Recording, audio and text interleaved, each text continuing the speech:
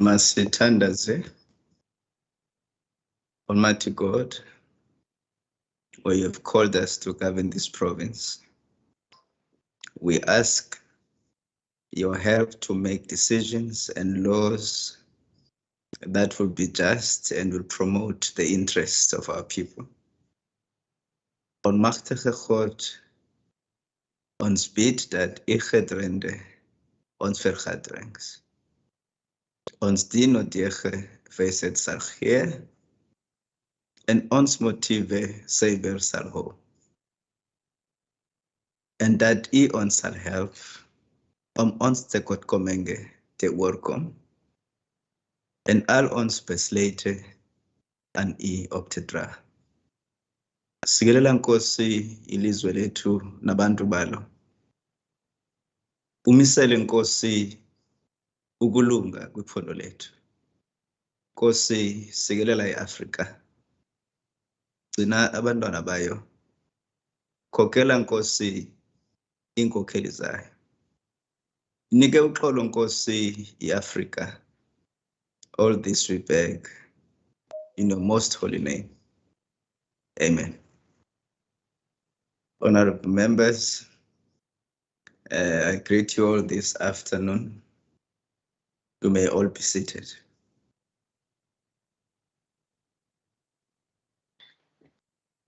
We have converged here. Thank you very much, Mr. Bochempo and the table staff. We have converged here in our ordinary sitting. Presiding in a very unique environment. We have undertaken a UK trip. As the Western Cape Provincial Parliament, we are meeting the United Kingdom on an official business. When we come back, we'll report on the very fruitful and productive engagement that we have had and we continue to have with the Greater Britain. I just want to also welcome the guests who are the members of the media and of course the other stakeholders might be listening to this forum, to the sitting of the House. We are in a hybrid session and of course it means that we have to respect the instruments that guide this session in terms of the guidelines. As you would remember, the directives that I published on the 17th of April in 2020, which give regard to the hybrid sessions, particularly the virtual platforms, which one of the things is that you may not activate your microphone. You may not do so unless you speak and you have been recognized by the presiding officer. And number two, you may not activate your camera if you are a guest, either than a member of parliament, and you may not activate your microphone if you are a guest, except for the honourable members. What is more important for the honourable members here, both in the chamber and of course for the honourable members who are connected virtually, is that the honourable members who are in the chamber, you may not log into the system. You have been counted there, so we now know that you are in the House. That is enough. But the honourable members who are virtually connected, please do not speak unless you have been recognized, or just lift your hand or say in the chat room that you would like to say something. We are now aware of how these hybrid sessions occur because we've been doing this for over 2 years. So as I am about to finish on this particular area, I will not be presiding any further from now. I'm going to be relieved by the Honourable Van der Westhuizen, who's one of our temporary chairpersons. who in the event where he needs help, there is other temporary chairpersons. Honourable Maseko is also here, among others. May I thank the Honourable Van der Westhuizen for your support and obviously accepting to take this role for this session, and to request the honourable members to cooperate. This is your session, and of course it must be like any other sessions. Thank you very much, and you may have a great session, and may this sitting be a success. May God bless you all. Honourable Van der Westhuizen may take over. Thank you, Honourable Speaker, and best wishes for a most successful trip. Thank you very much. Honourable members, I now recognise the Chief Whip.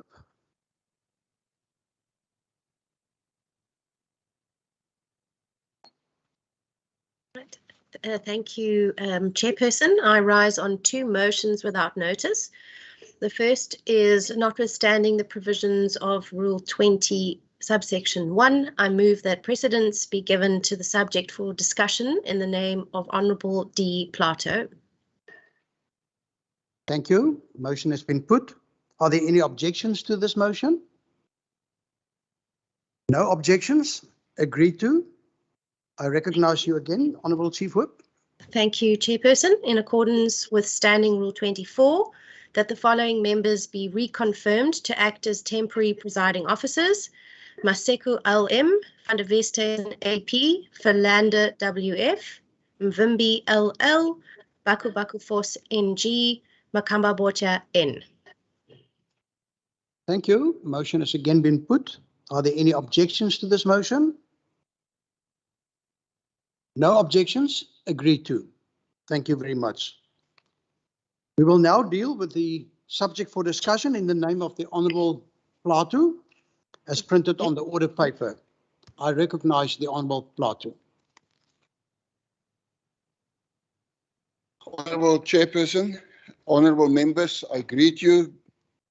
Chairperson and members, I rise today on an issue which remains a blight on the face of our province.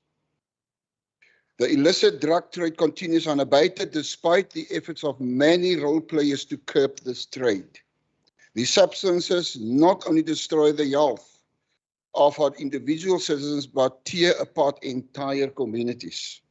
They provide money and a means of recruitment for violent gangs, and also lay the foundations for the circumstances which lead to gender-based violence. Those who might have otherwise been breadwinners for their families are rendered unable to hold down even a job.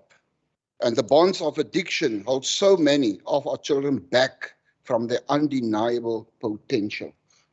On Tuesday, I visited the Kindersorg Children's Organization with some of our honourable members, which provides social services to a number of previously disadvantaged communities in the Western, in the Cape Winelands region, and even parts of the city of Cape Town. I was inspired by the passion of the staff and the dedication of the management. And we were addressed by a full house of management members, and we really appreciate their commitment. But I was profoundly disturbed by some of what staff there told us, including the fact that children as young as 9 years old have found themselves in the clutches of drug addiction. Chairperson, it goes without saying that this cannot stand, and we cannot agree to something like that. What is clear is that policing alone cannot solve this problem. Make no mistake, the illicit drug trade will only be stopped when SAPS plays its part, and a key part of our strategy is to support the efforts of the police with our provincial initiatives, including LEAP officers, area-based teams, and K9 units, to name only a few. But our approach must be holistic, Chairperson. We must police our province intelligently using an evidence-based approach. We must ensure that our health facilities are equipped to deal with the downline impact of drug abuse and addiction. And we must ensure that we are able to mitigate and address the social damage caused by the illicit drug trade to our family units. There is a saying, a saving grace for our province and this country. It is our ability to unite as a nation against that which would damage our society. And we have proven ourselves in that respect in the past. Communities across the Western Cape have shown their willingness to eradicate this threat that we now face. It is up to us in government to provide the leadership and the support for this to be achieved. I hope that my colleagues will join us in doing so across the political spectrum in working towards this common goal, which we all, I believe, share.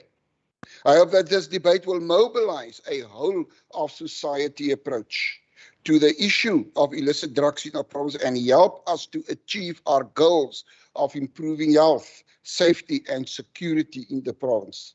And I want to reiterate, Chairperson, it is all of our business, whoever we are and whatever we call ourselves. Because if we are to defeat this evil, and I call it the evil in our province, and all our children across the political spectrum is affected, doesn't matter the party we belong to. All of us must pull together. When I say all of us, I exclude no one. I include our law enforcement officers as well, both provincial and national. I include our educators who see the effects of drugs on our youth first-handedly on a day-to-day basis. I include our social workers that must go out under very trying, difficult circumstances to talk and to deal with family life affected, and who come to our aid, our families ripped apart by substance abuse. I include every citizen of this province, young or old, urban or rural, and most of all, Chairperson, I include every one of us in this house today who must lead from the front in addressing this plague in our province. Honourable Chairperson, in conclusion, this provincial government is committed to the promotion of jobs, safety and well-being for all in this province, but there is a mountain standing in our way. But I have moved for this debate because I passionately believe that if we're working together, taking a whole of society approach, we can overcome that mountain. I hope that this debate will bring us closer as a parliament to moving forward on that journey. Chairperson, I thank you. Thank you very much, Honourable Member. Next on the speakers list is the Honourable Dugmore, and I see he's joining us virtually. I recognize you, Honourable Dugmore. Thank you. Thank you very much, Chairperson of Committees. Can you hear me? Loud and clear. Thank you. Thank you. Chairperson, as the ANC, we want to be emphatic and say that we support and we welcome the subject discussion in the House today brought to us by Honourable Plato. Drugs and substance abuse are having a devastating effect on our families and our communities. We need to spend more time, like we are today, discussing the real issues like this one, which impact on the lives of millions, without exaggeration, of people in our province. Everyone in this house today knows surely someone, whether a family member, a young person or a friend, who is addicted to drugs. We know the destructive force that these drugs have on our communities and our youth in particular. We participate in this discussion today not to score cheap political points, but to pledge support against the fight against support for the fight against drugs, indeed the fight for the lives and the very futures of those addicted. We too can point fingers and point out, for instance, that our provincial government does not have a provincial drug master plan yet.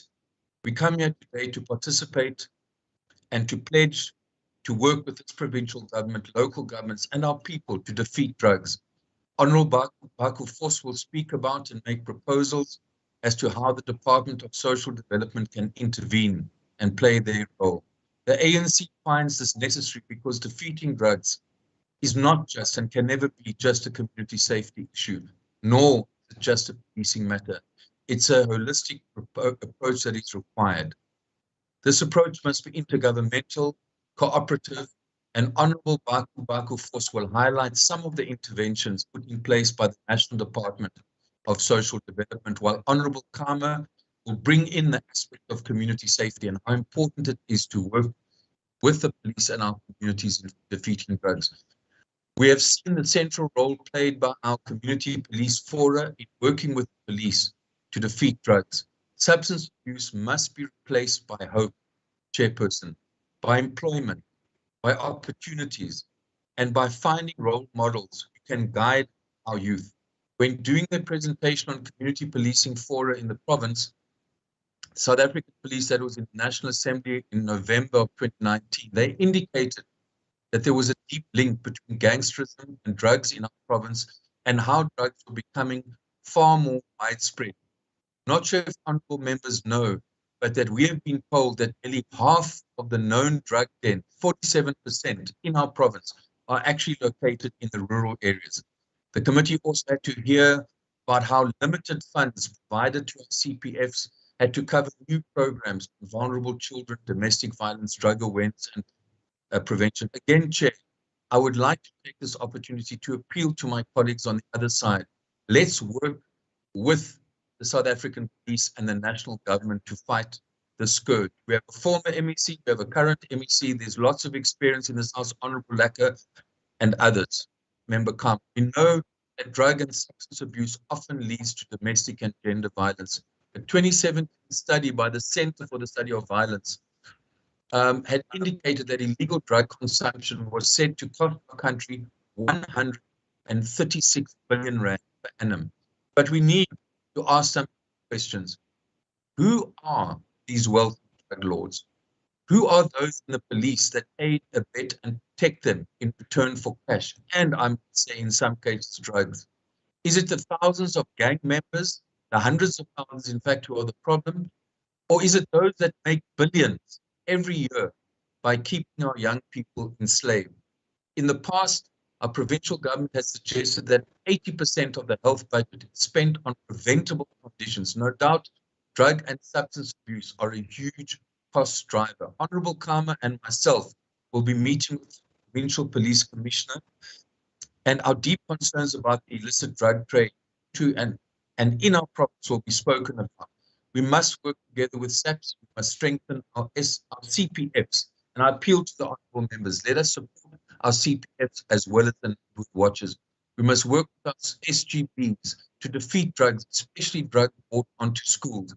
Our Department of Human Settlement must ensure, together with local government, that houses are not turned into drug dens, but we must also provide our young people with alternatives, sports facilities, cultural clubs, bursaries, internet, gaming cafes. We welcome this discussion today, but it will be meaningless if we just use it to play the blame game again. Today, we should look at what are the next steps for us. And I want to conclude by saying that every possible solution must be considered. And although I personally am not convinced, I do believe that we also must discuss seriously whether the legalization of drugs will worsen the problem or actually contribute to a solution. That is a debate that we must confront head on. I thank you. Thank you. Thank you, Honourable Dugmore. The next on the speakers list is the Honourable Kamba Botja. Honourable, are you joining us virtually? I do not see the Honourable member. We then go on to the next person on the speakers list, who is the Honourable Allen. It is the Honourable Allen's maiden speech in his new position as the Minister for Community Safety and Police Oversight. Welcome.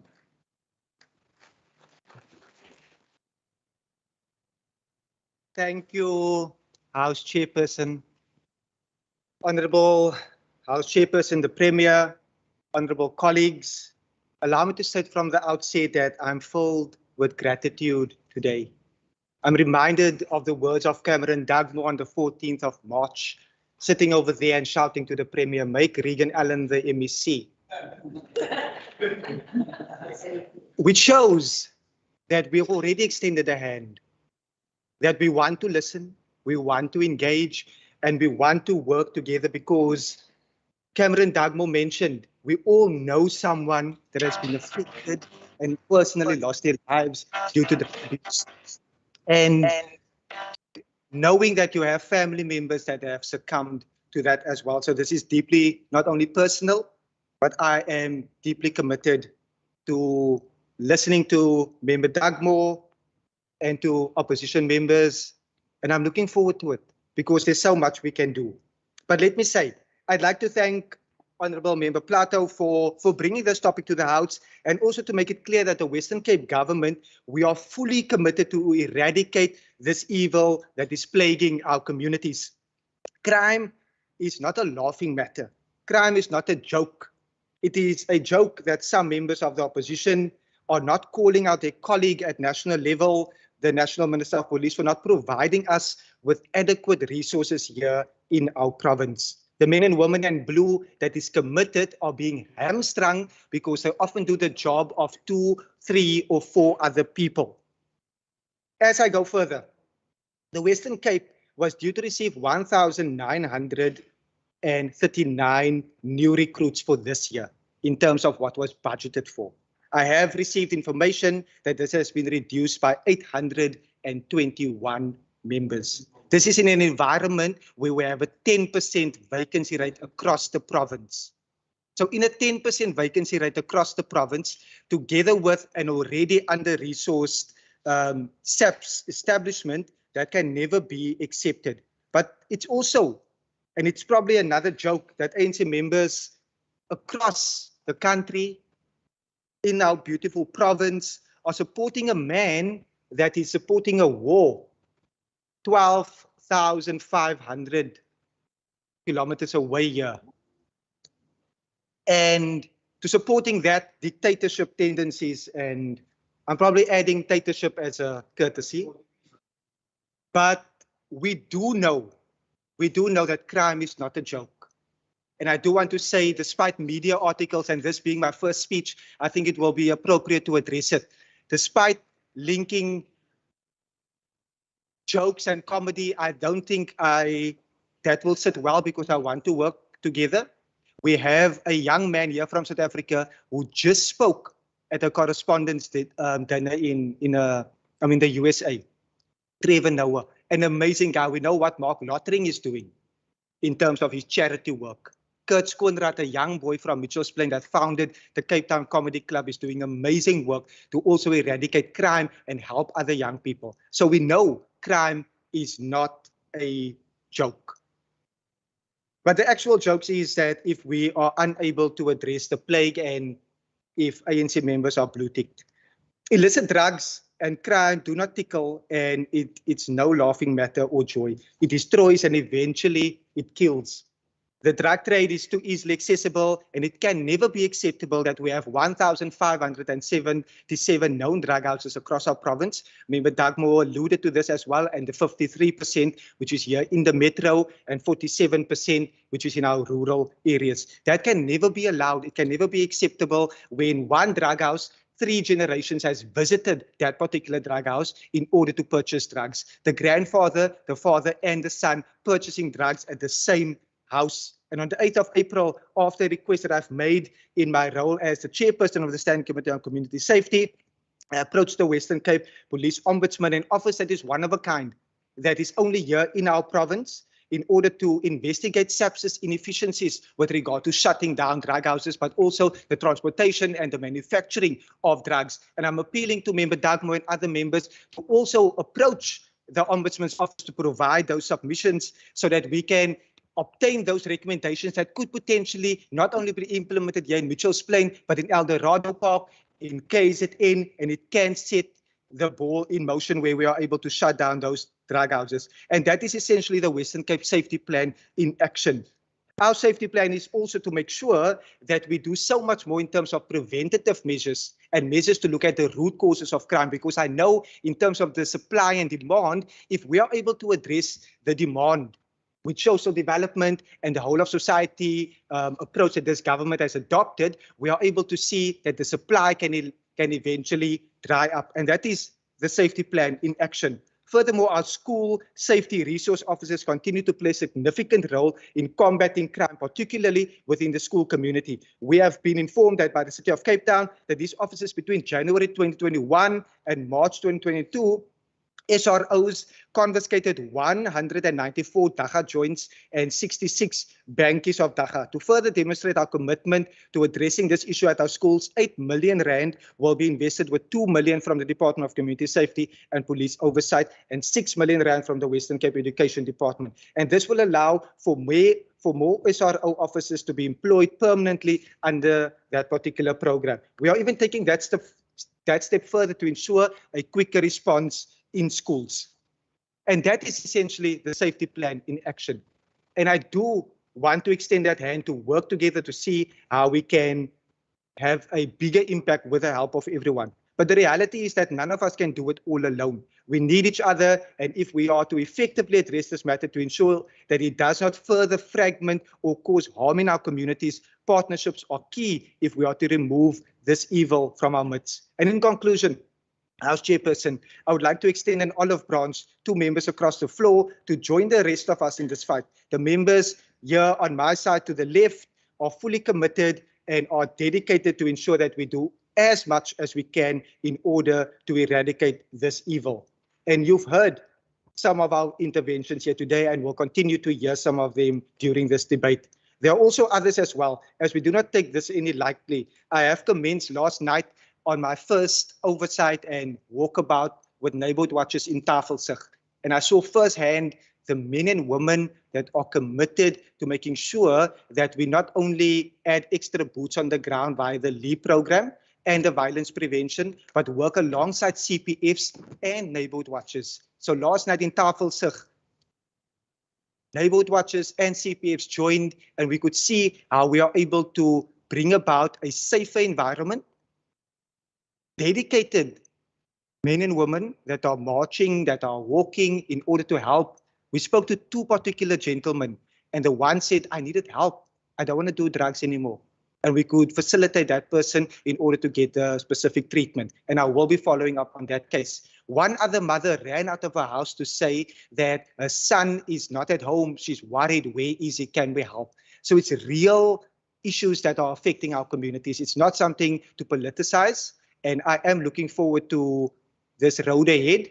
Thank you to members that are across the floor, that have reached out, that have sent messages. It is humbling because my personal story is not even unique. It could have been so different, and the members here fully understand.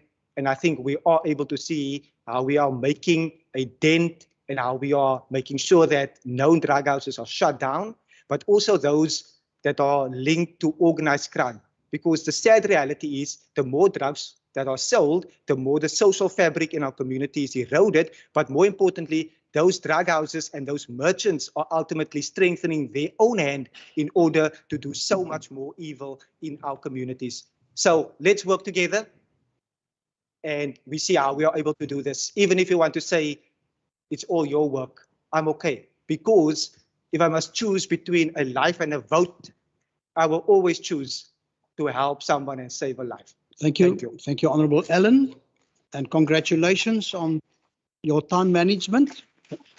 All the speakers up to now. The next speaker on the list is Honourable August. I don't know if he's joining us online. I don't see his name. Honourable Chairperson, Thank drug and substance abuse have torn down communities and family structures. The misuse and abuse of these substances is an enabler for crime and rise in violence that people of this province has come to live and considers the norm. Just thinking about gender-based violence and femicide and how the illegal drug trade further allows these heinous crimes to fester. I am reminded of cases in the past where a 5-year-old could easily find the drug house and engage in these illegal activities. The question that comes to mind is, why is it difficult for the South African Police Service, in turn, find these hotspots and apply the law? We have lost so much as a province to violence and crime, and the factor that fuels the statistics is how accessible drugs are both to the young and old. Chairperson, We are familiar with the story of a mother who silenced the drug-addicted son as she could not stand the domestic violence and brutality that reigned on the household. How many more are considering this route? How many people are living in fear for their lives and their possessions that reflect a life of hard work and sacrifice? Our families are broken because of the free flow of substances which seems to continue unabated. Social development, in conjunction with law enforcement agencies, should empower communities to stand against the use and abuse of drugs, to empower people and to explore sustainable interventions that will grow the social fabric. Today, I implore this House to consider an integrated departmental approach, finding solutions that will put an end to the illicit trade, develop a greater social net for communities, and make treatment for addiction more accessible through health services. Thank you, Chairperson. Thank you, Honourable August. The next speaker is the Honourable Christians. I recognise you. Thank you, Chairperson. Chairperson, the illicit drug trade is a harbinger of death and sacrifice of self, family life, dependency, morality, honesty, and truth on the altar of mammon. This lucrative trade fosters far-reaching consequences that affect our communities. It sucks in the innocent and holds our communities in a grip of fear. Chairperson, I want to bring this to the House. Just Sunday, one of our councillors received a call from a mother in Newfields. The mother was crying for help because there was 3 drug lords standing in front of her house armed with firearms, saying if she's not going to pay them 1,200 Rand for the death of her son, then they're going to destroy her house. She called the SAPS. 2 hours later, no police. And the joke is, the councillor then phoned Metro Police, and they said, no, we're going to phone SAPS. So this is the fear that our communities are living in. Now, I was asking the question, where is the safety plan? Where is our LEAP officers? Because we do not see it on the ground. I can tell you stories in Manenberg and Nova Park, Newfields. It happens day in and day out. I said in this House, in the previous Parliament, I told the story of Alan Pakis. I think that is what the member is referring to. I spoke about Alan Pakis. There's plays about this. So this is an old problem and it cannot be sorted. I've said it over and over again. We cannot spend millions of rands on the LEAP officers. Your neighborhood watches is the solution. There the ministers just said, we know that neighborhood watches, if they are accredited, only get a lousy 10,000 Rand. So the same neighborhood watch in Camsway get 10,000 Rand, the same neighborhood watch, Kailicha Bondivals get 10,000 Rand. I want the minister to look at this and to come and give our people that gets up at 5 o'clock in the morning some stipends, because they are doing the work, not our LEAP officers. Thank you. Thank you, the Thank you, Honourable thank you. Christians. I now see the Honourable Baku Baku Force. Thank you, Hlali ngaphambili. Namhlanje sithetha ngombulalazwe, iziyobisi ezibulala ikamva lesizwe sakowethu, ulutsha kunye namasapho. Abazali abaninzi banxunguphele kukuba oonyana neentombi zabo zitshabalala zeziyobisi. Ukanti abanye bade bangamaxhoba okubethwa kwakunye nokubulawa ngabantwana babo ngenxa yalo mbulalazo. Amanye amaxhoba eziyobisi aphela edlwengula, abulale de azibulale kwawona. Ijele zeli lizwe ziyaphuphuma ngamaxhoba alo mbulalazo, ukanti nezibhedlela kwakunye namangcwaba azaliswe ngamaxhoba eziyobisi. Mhlali ngaphambili, isicelo sam sesokuba amalungu ale ndlu angafuni ukusebenzisa le ngxoxo yanamhlanje ukuze bakhombane esweni okanye bonyelisane. Okubalulekileyo kukubambisana, sisebenzisane ukulwa nalo mbulalazwe nokusindisa ulutsha lwesizwe.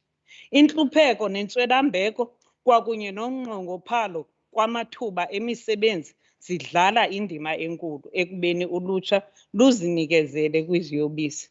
Umthandazo wam kubazali ngokuba kuquka umphathiswa wesebe lezentlalontle apha kweli phondo abazanayo nentlungu yokuba nomntana osebenzisa iziyobisi.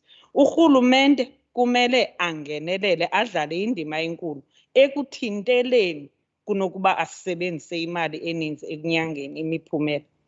Somlomo, the Department of Social Development at its 2022-2023 annual performance plan acknowledged that drug use, misuse and abuse continue to present challenges to the health, safety and well-being of individuals, families and communities in the province.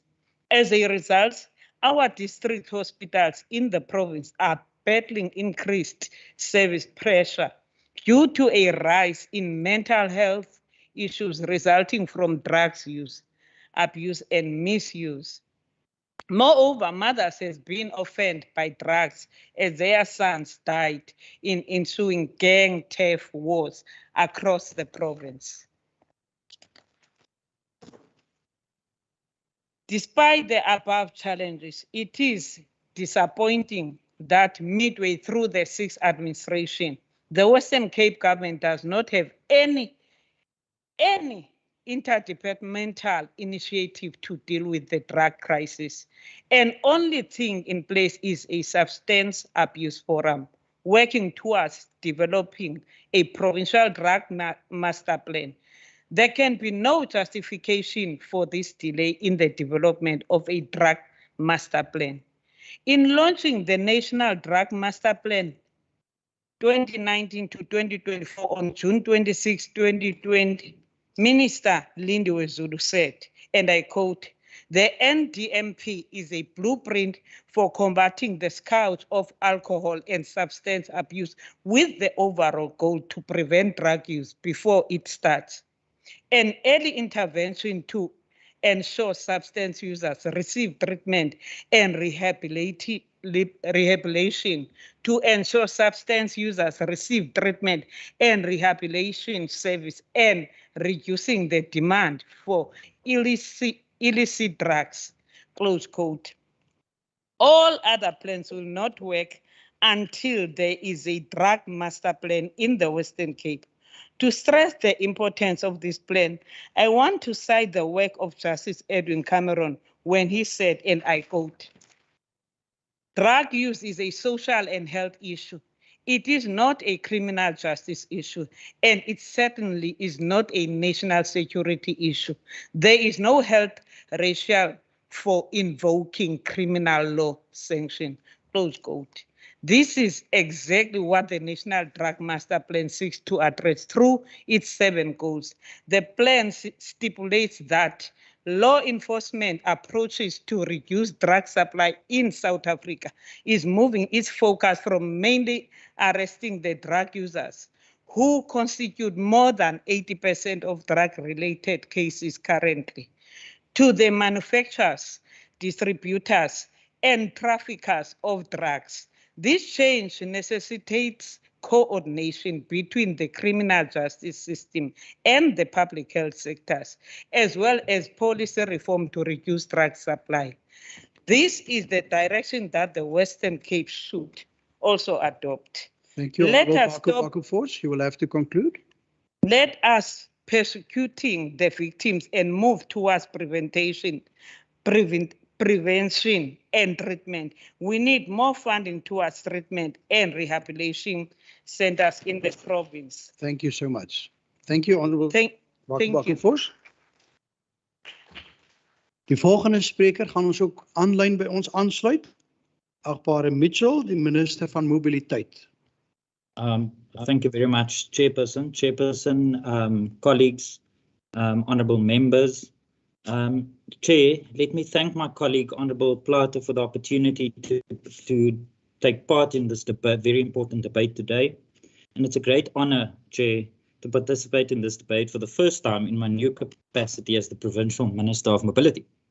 Almost 2 weeks ago, Chair, the Premier announced and made some changes to his cabinet and gave me the responsibility of giving focused attention to the newly established Ministry of Mobility, which among others will be tackling the challenges of an inadequate public transport system that hurts our economy, undermines our safety and prevents the realization of the dignity our residents deserve.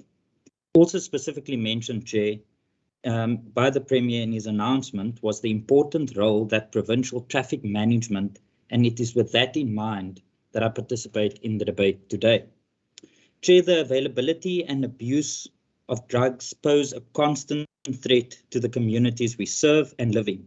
To fight the scourge of substance abuse that is ravaging our communities, we must acknowledge the importance of working together as society and of coordinating our efforts to restrict the distribution of and access to drugs themselves. Chair, while as the Provincial Minister of Mobility, I will limit my comments today to the work that is being done by the Provincial Traffic Services, and I want to place on record my appreciation for the similar supportive activities being undertaken by our municipalities. Chair, we have to close all the gaps which are exploited by those elements who wish to distribute their very evil products. Our major road network is regularly patrolled and subjected to roadblocks and other operations. But Chair, it's important to note that drug smugglers try to use rural roads to move drugs and to position them for distribution. And as a result, we have broadened our reach into the rural road system. Chair, the Department of Transport and Public Works implemented a range of innovative initiatives to improve the safety of our roads and in our communities to achieve the long-term vision of zero fatalities and zero serious injuries on our provincial roads. Chair, these initiatives included the improvement of the highway patrol and an interception unit. Chair, currently work is being done to continue to reshape the provincial traffic service into a modern, high-tech and hard-hitting force. Improved law enforcement at critical road access points has proven successful in curtailing the movement of illicit goods on the broad transport system and more specifically the road network. And as a result, we now have available monitoring and enforcement technology to enhance and expand the footprint of existing enforcement operations on rural as well as urban roads. Chair, this includes the Enforce system and internal system which enabled the immediate detection of road traffic infringement, contraventions and crime, including unroadworthy, unlicensed and off-route vehicles, cloned number plates, fatigued drivers and vehicles known to be involved in crime. Chair, these systems are underpinned by the ongoing establishment of a provincial-wide automatic number plate recognition camera network, enabled through partnership with local authorities and neighbourhood watch groups and the use of the department's own assets. Chair, we have designed and planned for the establishment of a public transport inspectorate as a dedicated unit targeting public transport transgressions such as illegal operations, overloading, unsafe driving and unroadworthy vehicles. Part of the expansion of the habitual offender project that was rolled out in 2021 is to assess and monitor the driver behaviour of those that are part of the habitual offender listing and to link any fraudulent license plates to criminal activity.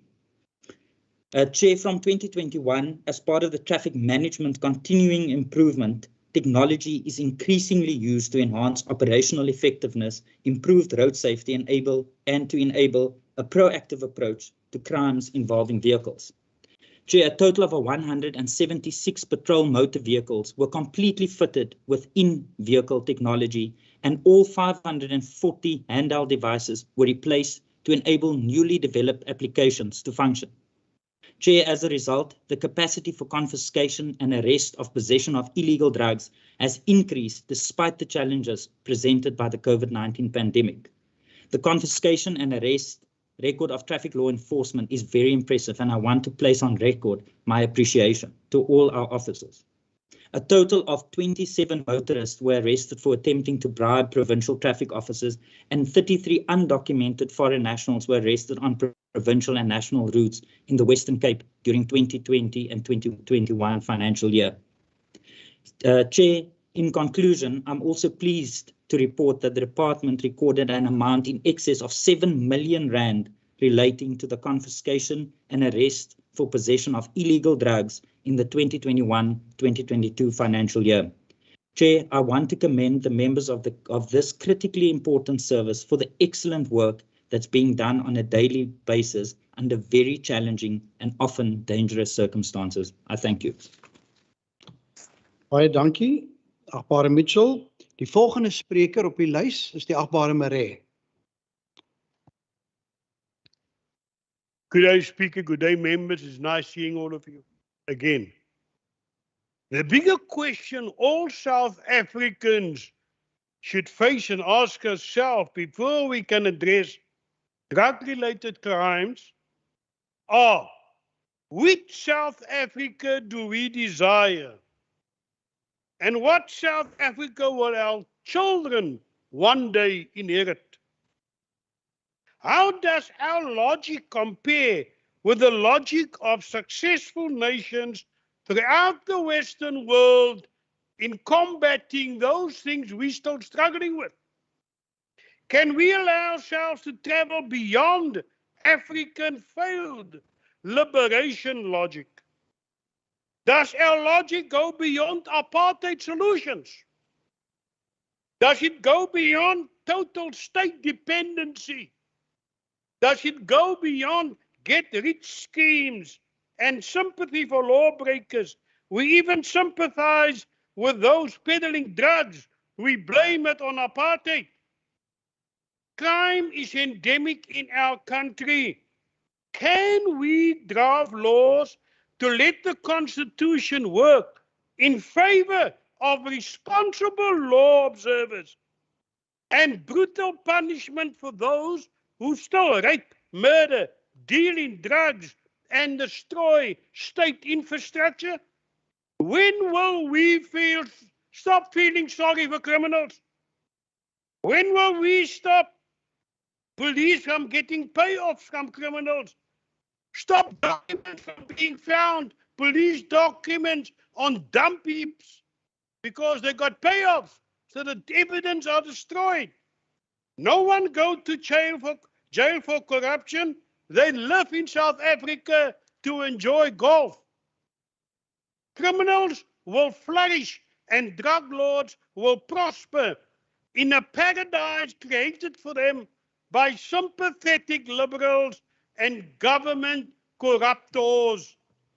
Agbare Maree, Let- is verstreke. Thank Wil you. Afsluit. Let's turn towards a federal dispensation for the Western Cape. Let's do it across party political lines and heal this province. That's my solution. Baie dankie. Die volgende spreker op die lys is die agbare Brinkhuis. Is u gereed om aanlyn in te skakel? Thank you very much, Speaker, and good afternoon to all the honourable members. Speaker, yes, for years, prominent anti-drugs and gangsterism movement, PAGAT, People Against Gangsterism and Drugs, reiterated that SAPS officials are aware where the drug peddlers live and from which houses they ply their illicit trade. PAGAT has experienced in the past that police know very well, they know who the drug dealers are and from which houses they sell drugs. Honourable Speaker, we have a very serious problem with illicit drug trading affecting communities' safety and well-being. What we need to root out from the illicit drug trading is a strong and non-corrupt force, such as a united front from consisting of honest SAPS officials, representatives of all political parties, magistrates, judges, NGOs, organizations, and the representatives of the various religious fraternities. Such a united front with high discipline and moral values must embark on organized action in support of the fight against gangsterism and drugs. The drug dealers and gangsters must be made aware that such a united front is against the evil and harm they cause to communities. This strong message to the drug dealers that there are people in SAPS, in the courts, in the business sectors, politicians, community organizations who are closing all avenues for drug trading. Lastly, Al-Jamaa believes in a socio-economic response to assist in eradicating poverty, crime, gangsterism, and drug dealing. Thank you very much, Speaker. Thank you so much, Honourable Brinkhuis. The next speaker on the list is the Minister of Health and Wellness, Honourable Mbombo. Thank you, Chair, Honourable Premier, Cabinet colleagues, and members of the Provincial Parliament. Thank you, Member Plato, for sponsoring this debate, placing focus on the matter which affects every community in our province. Chair, the Department of Health and Wellness takes pride in preventing and treating disease and improving well-being and quality of life for all our citizens. We perform this task under immense financial pressure and often becomes a balancing act of prioritizing treatment, which inadvertently leaves some behind, which with some of them, with our hands tied behind our backs. Keep in mind the pressures which the department is enduring. The health system also remains the universal acceptor, proverbial dumping ground for the outfalls of all socio-economic, political, cultural ills, one of which is the consequences of the illicit drug trade. Indeed, Member Bagu Force, we cannot only look at the drugs and the substance abuse only from the lens of the criminal justice system. We have to look at the socio-economic, political, and cultural aspect of it. Chair, illicit drugs filter through our communities, and often the end users are mostly our adolescents and also our young adults. My children, Ugandans, on scandals, they get caught up in the clutches of the tick, the heroin, the crack, nyaupe, and the numerous other street drugs, having them end up in our healthcare system. Our hospital and emergency center tracking information system, in short, abbreviation is HECTIS, which is HECTIS, does indicate that we have a significant increase in mental health presentations of non-organic psychosis and mental health behavioral disorders related to substance abuse. Non-organic, it means that people are not necessarily mentally ill. There's nothing wrong in regard to the chemical or clinical balance within their brains, but it's because of the substance abuse. In 2021 alone, we admitted about 3,398 such patients in the metro. And just in the first 2 months of the 2022, we've already admitted almost 824 cases, 554 more cases for the same period last year. These are the patients who are admitted to our 72-hour observation units at our hospital for psychiatry assessment and treatment. Of course, some of them, they ended up being referred to the specialized mental services, but the majority of them, they have to be released because they are not necessarily mentally ill. It's about the psychosis as a result of the substance abuse. Chair, the treatment of substance abuse-related mental health disorders does not only stop at our 72-hour observation units. Often these patients become long-term mental health care users that need to be absorbed into our healthcare programs. This phenomenon is echoed in the 2021 annual report of our Mental Health Review Board, where they pertinently state that substance abuse either contributes to the symptoms of mental health care users or is found to be the cause of mental health disorders.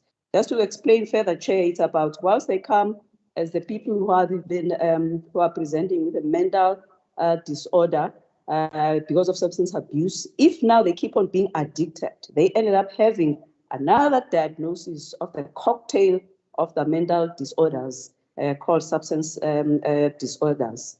The treatment of this complete preventable disease comes at a huge cost, so much that during this year, Chair, you may recall that I did make an announcement that we are adding 30 million for this financial year in regard to mental health.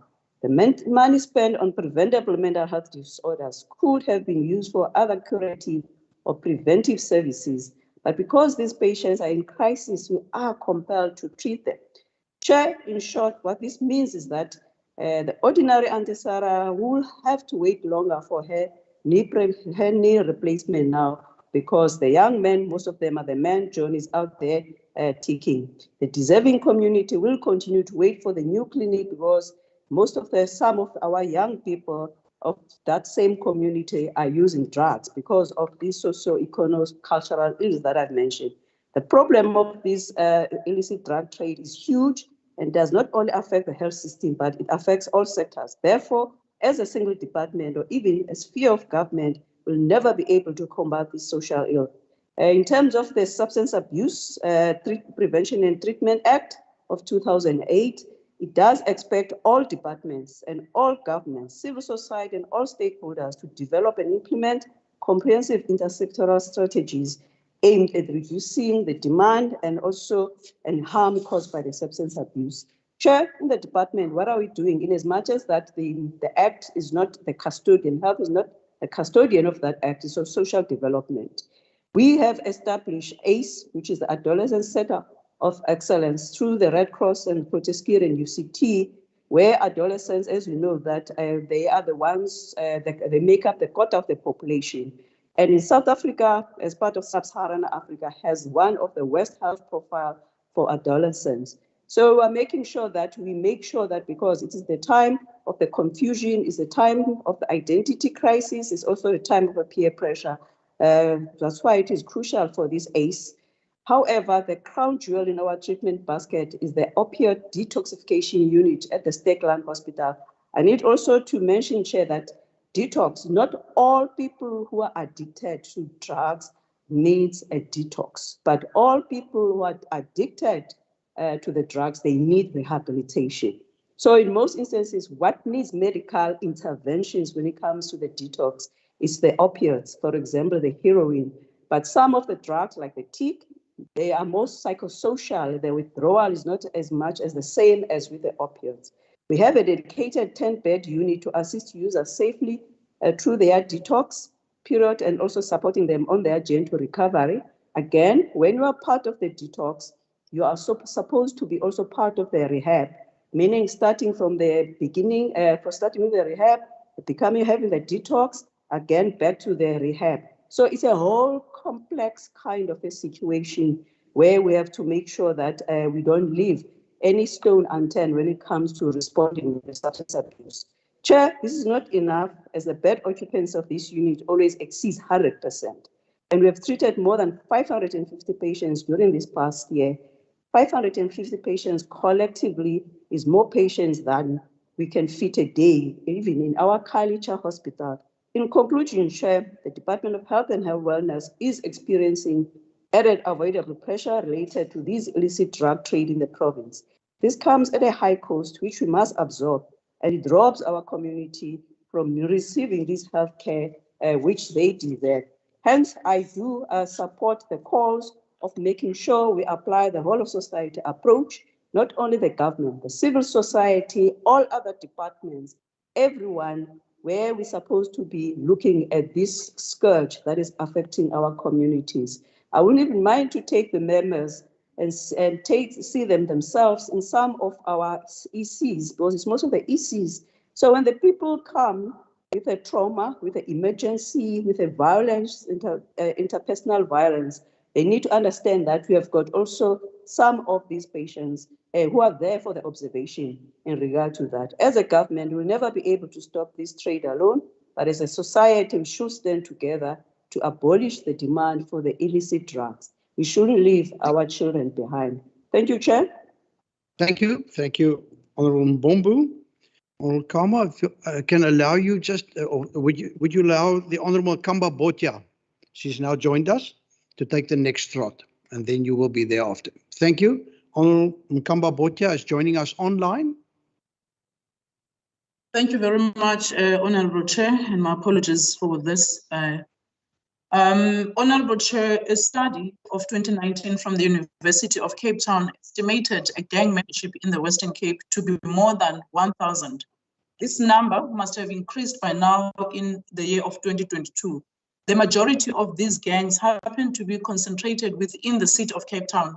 The main source of income to sustain these gangs comes from a trading in illegal drugs such as stick, heroin, and nyaope, to name the few.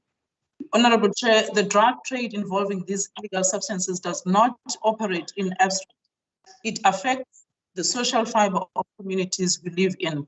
It affects the young, the community at large, the economy, the well-being, and the health of our people, as well as putting pressure in the health system. A fight against illicit drug trade requires a determined government which is able to orchestrate society in a certain manner. It requires each and every government department to play a leading role within their respective areas in assisting society to get rid of this social ill. The Department of Safety must make sure that those that use and trade in illicit drugs are put behind bars. But the department must not only be one-sided and reactive in its approach.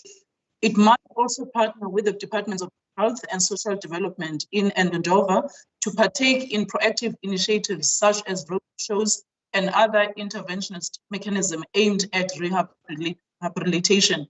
Provincial Treasury must make funds available for such initiatives because prevention is always better than cure. Chair, moreover, although criminalization plays an important role in the fight against illicit drug trade in society, at times it does not always produce the intended results associated with rehabilitation. A huge number of young people are often caught up in criminal justice system and end up in jail where they are further inducted into fixed prison gangs.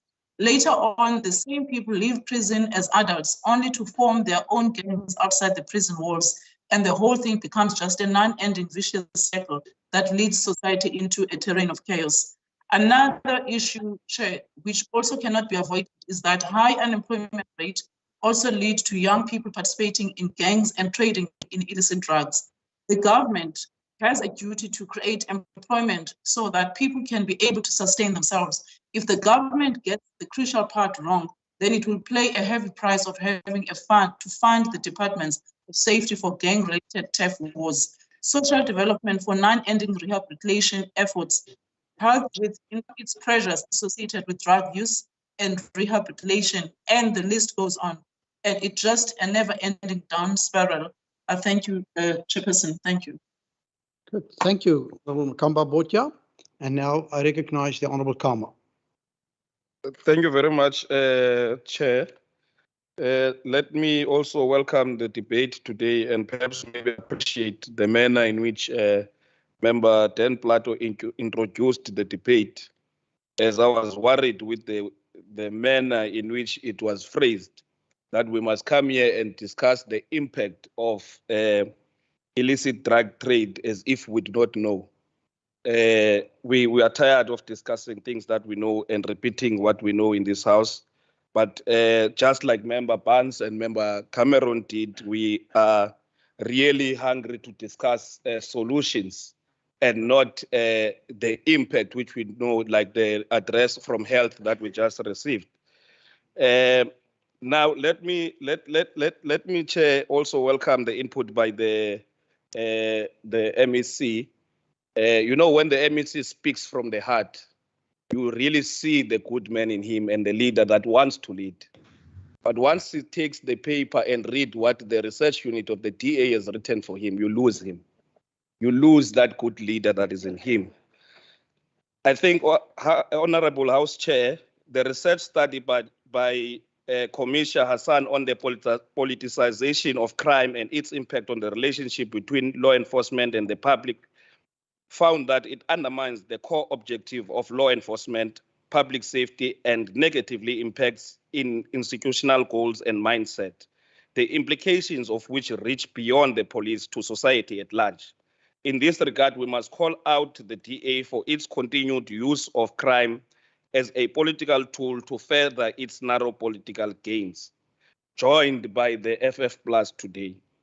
In its latest attempts, the DA, and as mentioned by the MEC, asked the Western Cape Police Ombudsman to investigate SAP's alleged failure to close drug houses in the province. This is very pathetic and uncalled for. The Western Cape must use its resources to improve safety and not to target SAPs. Use LEAP officers and the K9 units to combat drug trade and not target SAPs. Why are you not asking the Ombud to probe the ineffective deployment of K9 units in municipalities that are inland and not in the entry points to the province like the Beaufort West? Where is the logic in that? Why do you only want to use the K9 units when the drugs have already reached the communities? In executing the DA mandate, the Ombud has since called on communities to assist in identifying drug dens. The DA in the province does not only value the important role of communities in the fight against crime. Communities have been totally isolated from crime fighting by the provincial government. This includes the continuing undermining and underfunding of CPFs with a clear intent to weaken and collapse them. And we hope the mention of the CPFs by the current MEC now would lead to a direction where the department really reconsiders its decision to underfund CPFs, because some CPFs are not even funded. The role of CPFs in society is to promote relations between the police and communities.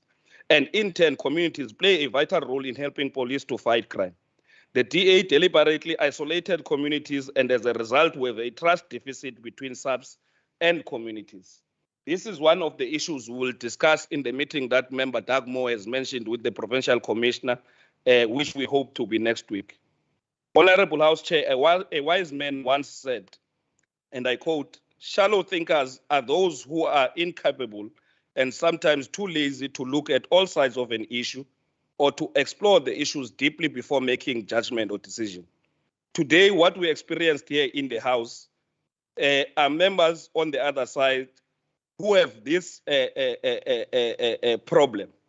The DA's understanding and approach to address drugs and gangsterism is a result of shallow thinking.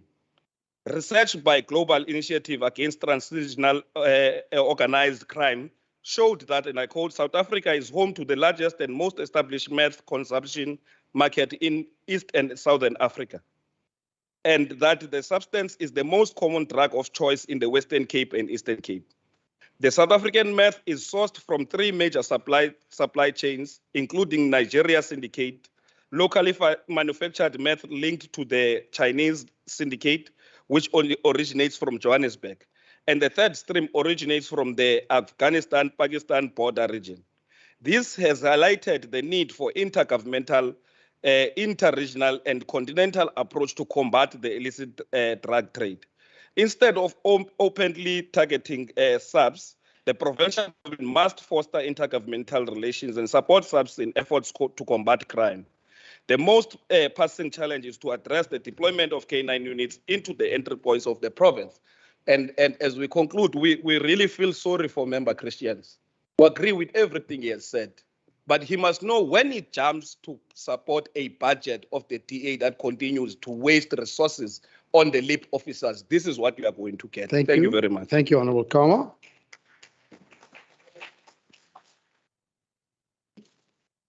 Baie dankie, agbare Plato. Is geleentheid vir repliek. Thank you very much, Honourable Chairperson. I first want to thank the House, all the parties in this House, for their support for this debate this afternoon. Also for the input, the positiveness of the input. I nearly thought Honourable Kama is going a little bit off track with some of his political inspired comments and that sort of thing, but I know where he's coming from. But I just want to caution the Honourable Member. No State Department like Social Development or Community Safety will be able to stop this scourge on its own. It must be a collective, holistical kind of an approach. And there is one entity, and I'm not criticizing the Honourable Member, but the entity to arrest. Metro Police can't investigate.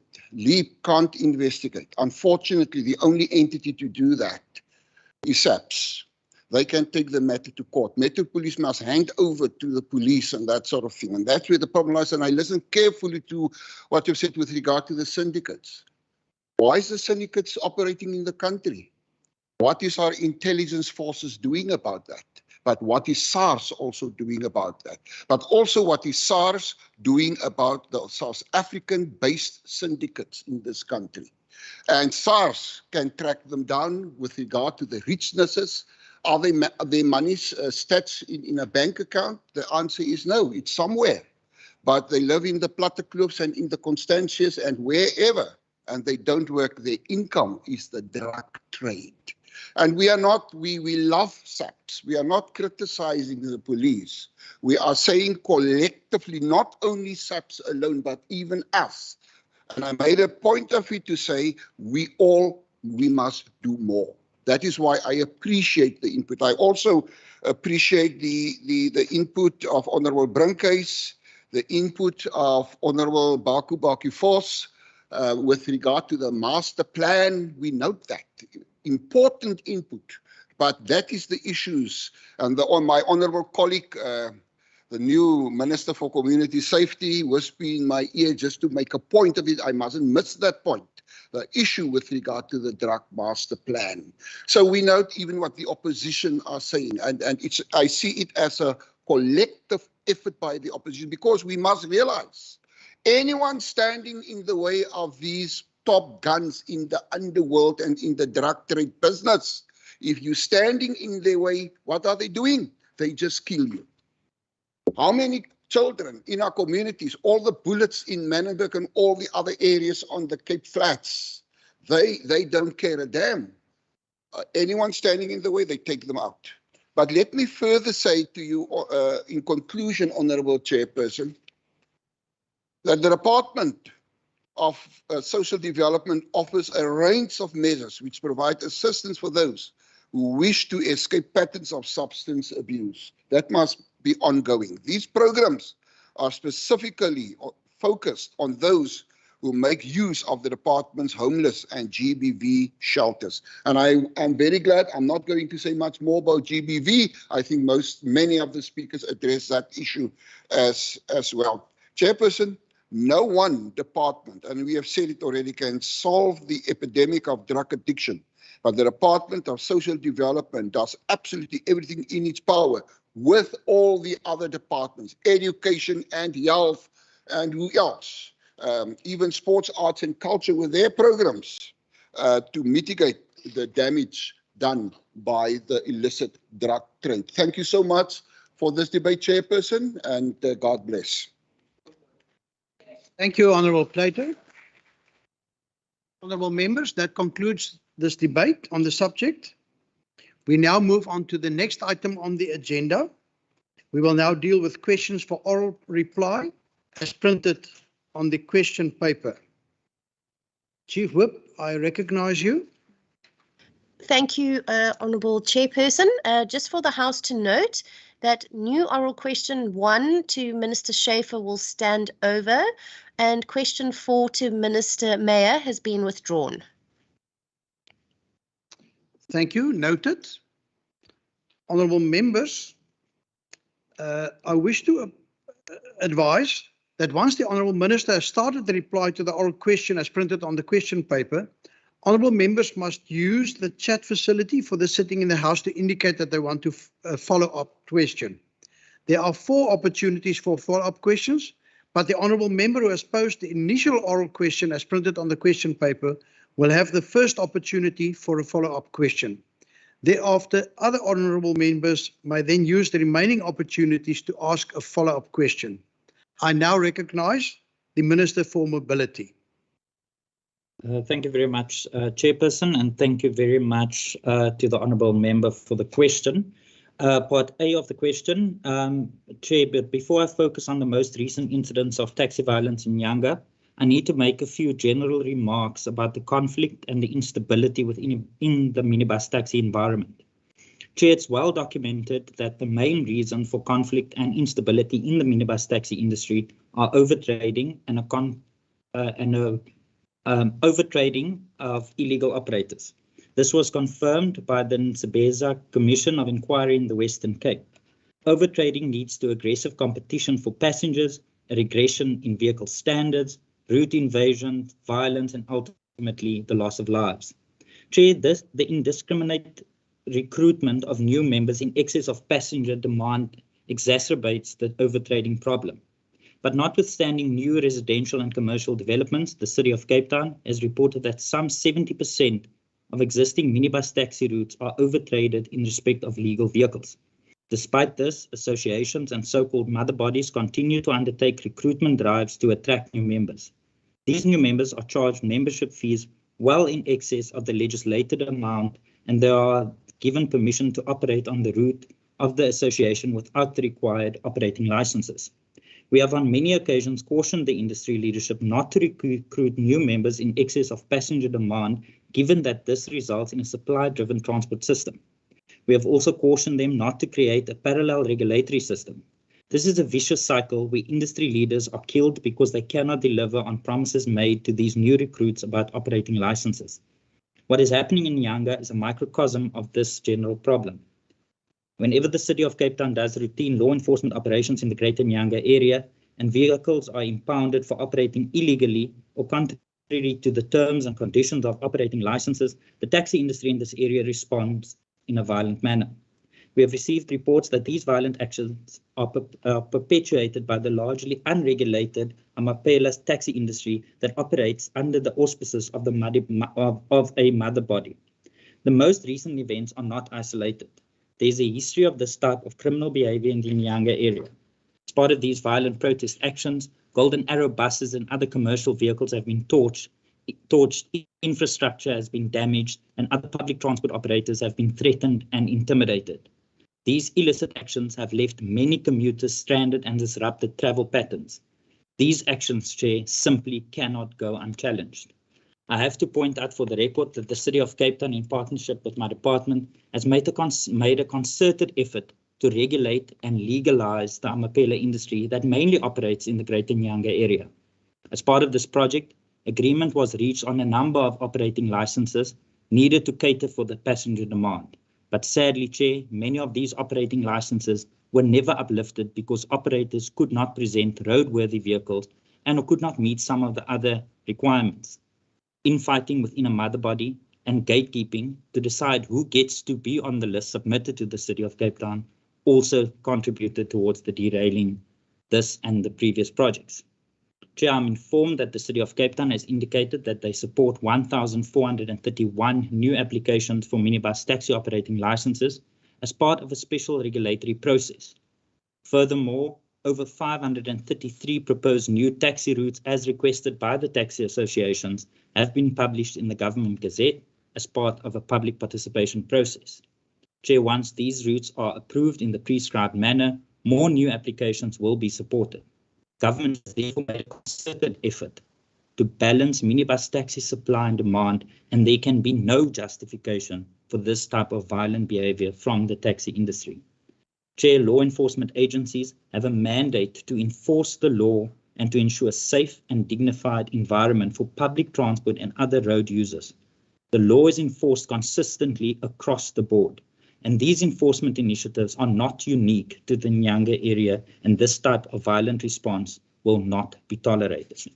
Chair, I want to move on to part B of the question.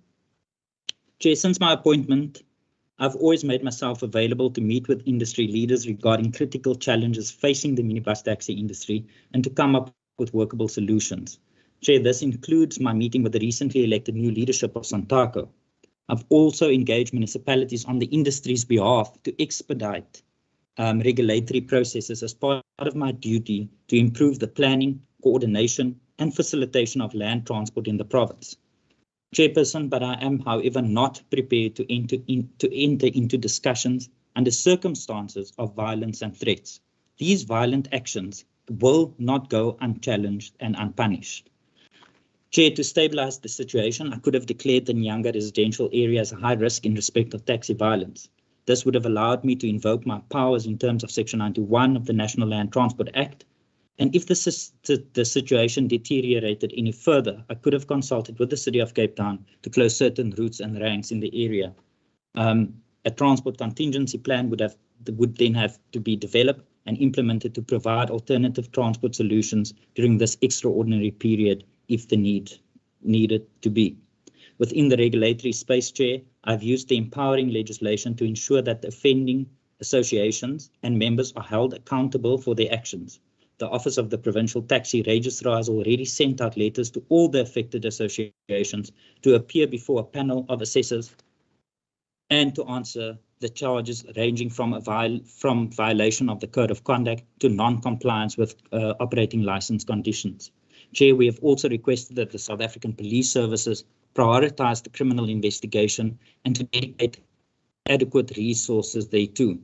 We will respond with sustained and integrated law enforcement initiatives, Chair, to ensure that the safety of passengers, residents, and other public transport operators and road users will not be compromised.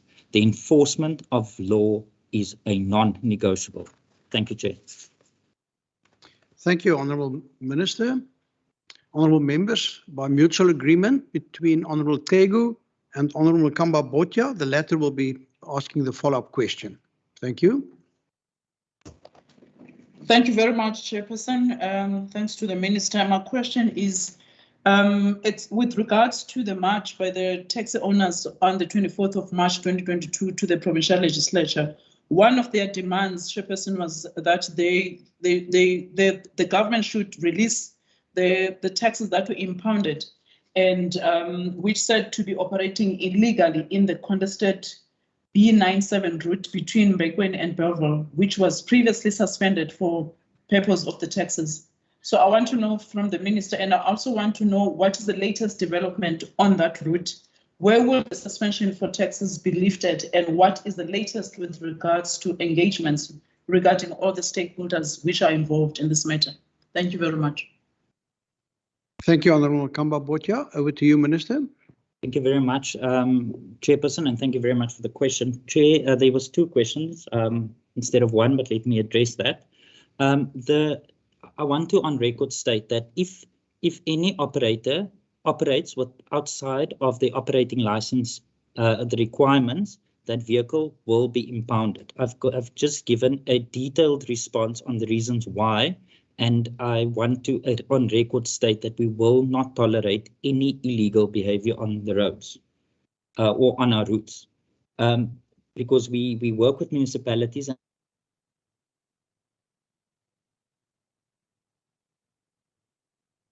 Honourable Minister, your sound has disappeared.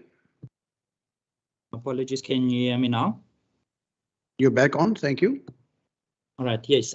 From a regulatory and law enforcement perspective, we as government, we will not tolerate any illegal behavior on our roads. And I've made it categorically clear to the industry, and which the most of the industry agrees that we need to.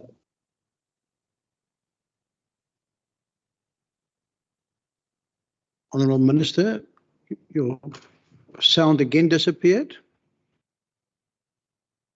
My apologies, Chair. Can you hear me now? Yes, you're back on. Thank you very much. With regards to B97, the route is still closed until the 26th of May, and I have not yet applied my mind pending the 26th of May. Thank you, Chair. Good, thank you, Honourable Minister. I recognise the following three members in the following order: Honourable America, Honourable Mvimbi, and then the Honourable Murray. Honourable America. Thank you, House Chair. Minister, thank you for your response to the question.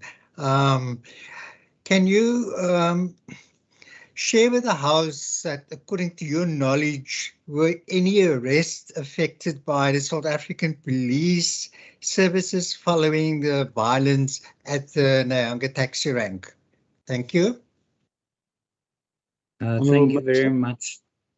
Thank you very much for that question, Chair. I'm not 100% sure if there has been arrest, but I know that the South African Police Services has been investigating. But I think it's important to also note at this point that although there might be arrest, the real concern is conviction rates after the arrest. So with the indulgence of the member, we will get that information, and I'll put that in writing to the House. Thank you, Honourable Mvimbi. Thank you very much, Honourable Chairperson. Can you hear me? Loud and clear. Thank you very much, Honourable Chairperson, and thank you very much to the Minister. I just want to check with the Minister whether, with regard to the recent meeting that was held between Sandaco, Kata, and Codecta, whether he and his department played any role or were they involved in facilitating the meeting. If not, why not? If so, what was the level of involvement, and how will he ensure that the peace and cooperation that this organization committed to is not broken? Minister.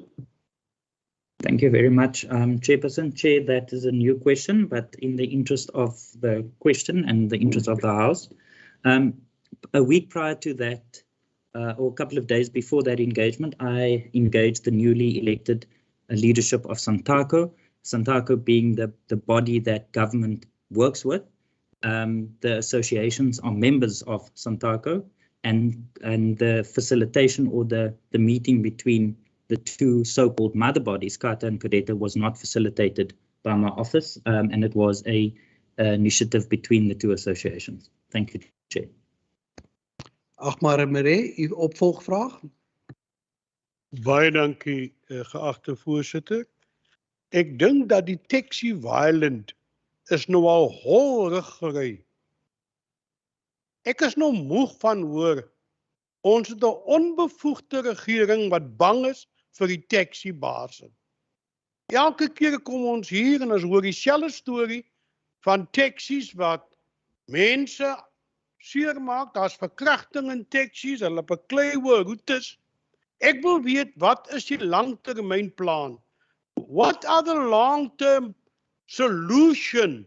The people live in fear. Shouldn't there be a Bill of Rights for behavior of taxis? And that Bill of Rights accepted by this House must be pasted in every taxi with a hotline number for people to report transgressions or if they feel unsafe, and licenses are withdrawn. We are acting like a government that is in the clutches of taxi bosses and too fearful to act. Can the minister tell me, will such a proposal be acceptable? And if not, why not? To stop this scourge of taxi violence between taxi operators. Baie dankie, minister. Thank you very much to the Honourable Maree for that question, and I couldn't agree with him more. The reality is that as government, we need to facilitate a safe and reliable public transport service. The taxi industry being one of the modes of public transport that's available or should be available to citizens. The problem or the problem that government or that I have is that my powers is only limited to the regulatory aspect thereof, notwithstanding the fact that we work in close and we have a close working relationship with the law enforcement agencies and the South African police services to try and address that. But absolutely, I couldn't agree more with Member Maree that, I mean, public transport, in particular the taxi industry, cannot be a crime scene and the rights of other people violated because of invasion of routes or because operators cannot agree on routes and the oversubscribing of membership in mother bodies. But I take note of that very valid input. Thank you, Chairperson. Baie dankie. Thank you very much, Minister. The next question was put to Minister Simmers. Thank you very much, House Chairperson. Through you to the member. Firstly, thank you for the question, Member Makamba Botja, but your question was sent to the City of Cape Town as they are the responsible sphere of government, and I will now read their response as I received it from them. The city has no informal settlement as per definition located in Observatory. However, there are several vagrants or displaced people who erected temporary shelters or tents on the pavements, in public parks and next to buildings. The city's Displaced Peoples Unit has recorded approximately 36 such temporary structures across Observatory. There are spaces available in the city's safe spaces and in various shelters for occupants, but they are accommodated on a voluntary basis. Thank you, House Chair. Thank you, Honourable Kamba Botja. Do you want to pose a follow-up question? Chairperson, I think I am covered partly. Thank you very much. Thank you. I recognize Honourable Maran. Thanks, Chairperson, and good afternoon to everyone present. Chair, through you to the ABC of Infrastructure, and we have also now been told that the question has been referred to the City of Cape Town. I just wanted to check with the MEC in referring this question to the Cape Town, whether they have checked what the City of Cape Town, what basic services have been provided to those people, for how long they have been staying there, and whether basic services have been provided to them. So I just want to check with the MEC whether they have taken it up or checked with the City of Cape Town, whether those people have been sorted with water, sanitation. Thanks. Thank you, Honourable Maran. Over to you, Minister. Thank you very much, House Chairperson. As much as I perceive that to be a new question, I would just wish to reiterate what Member Makamba Boyke's question to me was, and accordingly as such, what I forwarded to the city. The Honourable Member's question was whether there are plans to relocate people staying in an informal settlement outside what was formerly known as Arcadia Place and Observatory to a more suitable land. If not, why not? If so, what are the relevant details? So as such, the city has responded accordingly, and if the Honourable Member can put this question in writing, I will ascertain a response for him the same way I've done to the Honourable Member Makamba Butcher. Thank you. Good. Thank you. Honourable Maseko. Thank you very much, House Chair. I just want to ask the Minister, for this financial year, Minister, how many informal settlements is the department supporting? And in general, what are the community dynamics that the department face or the municipalities face when the relocation process is in place? Thank you, Honourable Maseko. Members, just a reminder that follow-up questions should follow up onto the previous question as well as to the Minister's response. Thank you, Minister. Thank you, House Chairperson. The Honourable Member refers to the plans in terms of informal settlements, which relates directly to Member Makamba Butcher's question, so I can respond to a question. Honourable Member, the upgrading of informal settlements continues to be a priority for the province, as stated when I tabled my budget on the 30th of March. Now, we have identified 50 informal settlements for a variety of upgrading interventions, of which 33 of them, Honourable House Chair, will see over 66,532 households benefiting from this targeted approach by our department. Obviously, this will be funded through the Informal Settlements Upgrading Partnership Grant, or the ISUPG grant. And I can say to Honourable House Chairperson, through you to the member, that 99.47% of that specific grant will be used on phase 2 and 3 of informal settlement upgrading. Obviously, part of the plan is premised that, and I think this House needs to take note, Honourable House Chairperson, that since 2016, the Western Cape government households have always enjoyed the highest rate of access to basic services compared to any other province, and also declared by the national averages. Currently, Honourable Member, our province has 958 informal settlements. 527 of those fall within the City of Cape Town region, by definition of what an informal settlement is. The remaining 451 settlements are across the province. We have assessed them, we have categorized them, we have ranked them, and we've also prioritized per municipality, Honourable House Chairperson, through to the member, exactly what needs to be done at those informal settlements, because we do have an existing departmental informal settlement database. But obviously, part of our plan will now shift to see if we can't find innovative ways to address the issue of informality across the province.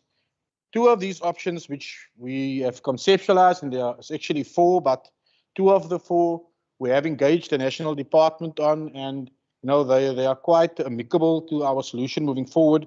This will now focus on incremental housing as a possible solution in terms of informal settlements, but also to address the ever-growing housing backlog across the Western Cape. And this is premised on developing a 40 square meter wet core like we do in the Western Cape, Honourable House Chair. But the difference now is we will also now erect a 20 square meter stop structure. And the remainder, obviously, the qualifying beneficiary can then develop at their own ease, because there will be a pre-approved plan provided with that specific structure, and also title deed transfer will be done to that specific qualifying beneficiary. But what further improves the dignity of our people, Honourable House Chair, is that, this house, or the 20 square meter component will have a bathroom with a toilet. There'll be a washtub inside the structure, also a multipurpose concrete floor, which ultimately the integrity of the structure is of such a quality that they can actually build a multi-story structure. Thank you, Chair. Thank you. And then the last, thank you, Honourable Maran. No interjections, thank you. Thank you, no interjections. The next question belongs then again to Honourable Makamba Botja, who wants to put another follow-up question. Honourable Chair, thank you very much. I just want to know from the Minister, I'm satisfied with the answer, but I want to know if there are any timelines attached to this relocation of these people. Thank you very much. Over to you, Minister. Honourable Makamba Botja, won't you just repeat that question? It was about the timelines for your response, but Makamba Botja. Okay, my question is with regards to the response from the Minister, I want to know if there are any timelines attached with regards to the relocation of these homeless people. Thank you very much.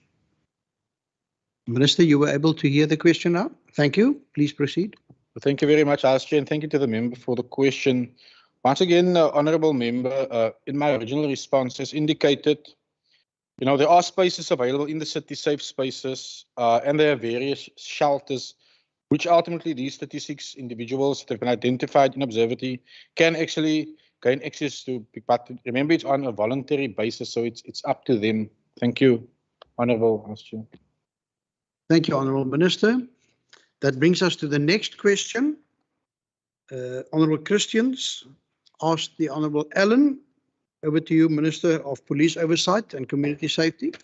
Thank you so much, Member Christians, for this particular question, together with the engagement that Member Makamba Botja entered into with the community of Oxford Village.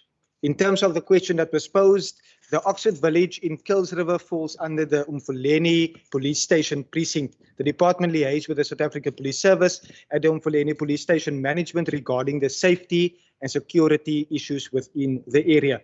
The SAPS management confirmed the challenges experienced in the area, and the department informed SAPS management to increase police visibility through sector policing and the conduct crime prevention awareness programs in the Oxford Village and surrounding areas. The nature of the challenge in the area emphasizes the need for active community engagement in an attempt to increase safety.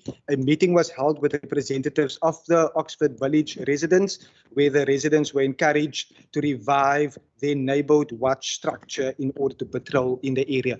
But I am also aware that in terms of the dynamics, and when I became aware of the media article, I was aware that crime even happened after the neighborhood watch stopped patrolling, because the residents had to go back home at 11 because they are working the next day. So this is a vital issue that I am definitely engaging, and I want to commend officials within the department that even prior to my appointment already engaged the particular community. And I do know that in terms of the one group within that area that is advocating for this particular gate, and another group that is advocating not to have the group, which is a dynamic that we all understand and that I am looking forward to engaging further, but we have been active in this regard. Thank you. Follow up, Honourable Christians, and then Honourable Mackenzie, and then Honourable Kam. Thank you, Chairperson. Thank you for the Minister for that question. Now, this community has high crime levels, as the Minister said. So what the community did, as you mentioned, put up a gate, and that brought the crime completely down. And they've tried to engage the mayor, Gordon Lewis, with no avail. Then the ward councillor said, let's get involved with the Department of Police Oversight Community Safety. My question is, what difference does that have, that gate there, and a boom at Llandudno? Because Llandudno also have access control. Now I have a gate here. It's manned. Nobody is denied access. It's safe for communities. So what is the difference between Llandudno and this gate? Why can't we? The city is not going to take legal action if they don't, if the gate is not removed. So now they must take the gate down, because otherwise there's legal action. Communities are saying, listen, we're safer with the gate. It's not we're denying people coming in, but we're not safe. So I'm glad for that. And they say the neighborhood watch is not going to work because of people, working the next day, as you said. So, Minister, what is the difference? Thank you. Thank you so much. In terms of the City of Cape Town and the engagement and the extent that the officials within the department went in terms of wanting to engage the local councillor as well as the directorate in terms of the City of Cape Town and the SAPS management. So I have received an update in this regard. And in terms of the policy, subsequent to the meeting that was held between officials and the community, the city and the local councillor, the City of Cape Town gated development policy. The Oxford Village complex did not comply with the requirements of this particular policy. And then the second point is that the policy placements of security huts on City of Cape Town owned land, which is an alternative to the City of Cape Town gated development policy, was put on the table as an alternative by Mr. De Tooyd from the City of Cape Town. And the residents did not accept that alternative option of the security hut at this particular complex, and subsequently then the City of Cape Town issued a further notice for the gate to be removed. I am waiting for a further update from the City of Cape Town in order to see this be dealt with in a practical way and to encourage the residents even to see how that option can be entertained that the city put on the table. And then I want to further state that in terms of the consultation with the SAPS management, together with the councillor and the City of Cape Town, that is ongoing. So we are wanting to engage, but the option of putting the hut on City of Cape Town land, that option was put to the residents. But the dynamic, like I've stated in my initial answer, is that we have a portion of the community that is wanting the gate, and we have another portion of the community that is not wanting to have the gate. And it's roughly about 150 properties within that particular area. Thank you. There's somebody online that's not muted. Please mute yourself. Please mute yourself. And the officials, please mute everybody.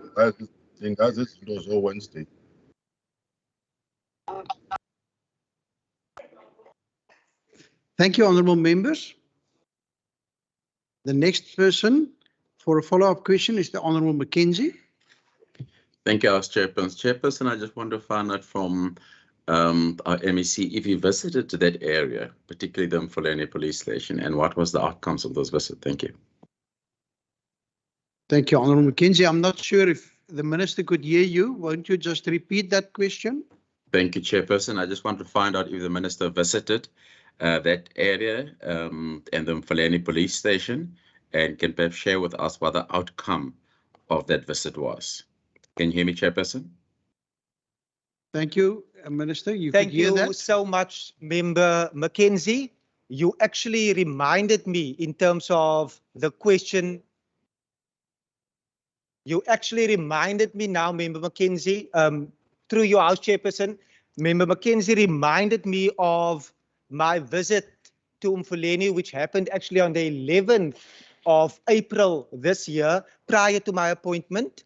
And I visited Mfuleni for one specific reason, due to the extra amount of residents that are in that particular precinct, from Mfuleni all the way to Drift Sands. So in terms of the population and the SAPS ratio, it was a concern to me based on a parliamentary reply, and I vividly remember 583 SAPS to population ratio for the Mfuleni precinct, which is higher than the provincial average, but also more concerning. That visit was particularly interesting because my information that I received from station command, from the acting station commander, and from speaking to members of the South African Police Service, is that the station is still on a kernel level, despite the huge population that that particular station is now having to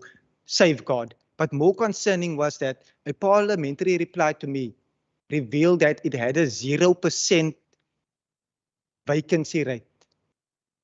However, I received documentation that it's actually more than 14% vacancy rate at that particular station, with 21 priority positions that have been forwarded to SAPS, but it has not yet been filled. And that is part of my engagement to see how we can engage the South African Police Service. So yes, Member Mackenzie, I have visited Umfuleni even before my appointment in order to see how we can better strengthen the hand of the South African Police Service to work alongside the South African Police Service, because there's so many women and men in blue that is committing their lives, that is doing the jobs of 3, 4, 5, 6 people all on their own. Thank you. Thank you, Honourable Minister. The next question is that of Honourable Kama. Thank you, House Chair, and thanks to the Minister for the responses that have been provided so far. House Chair, the reality is that these crimes, which can be considered as less dangerous, have a potential to even lead to murders. Now, what I want to understand, because the safety plan really, in practice, only talks about the LEAP officers. Now, I want to check with the commitment that the chair would also, at the point when he was the chair, was making that there is going to be an additional training and deployment that is going to be made. I therefore then want to understand as to how will this assist, in terms of responding to such instances, and not only like following the crime. And if there are these, if they really were going to continue with the training of more officers, what are the relevant details around that? Thank you. Thank you, Honourable Kama. Over to you, Minister. Thank you so much, Member Kama. I have actually signed off my very first parliamentary reply. So you will be getting that parliamentary reply based on the question that you just posed now.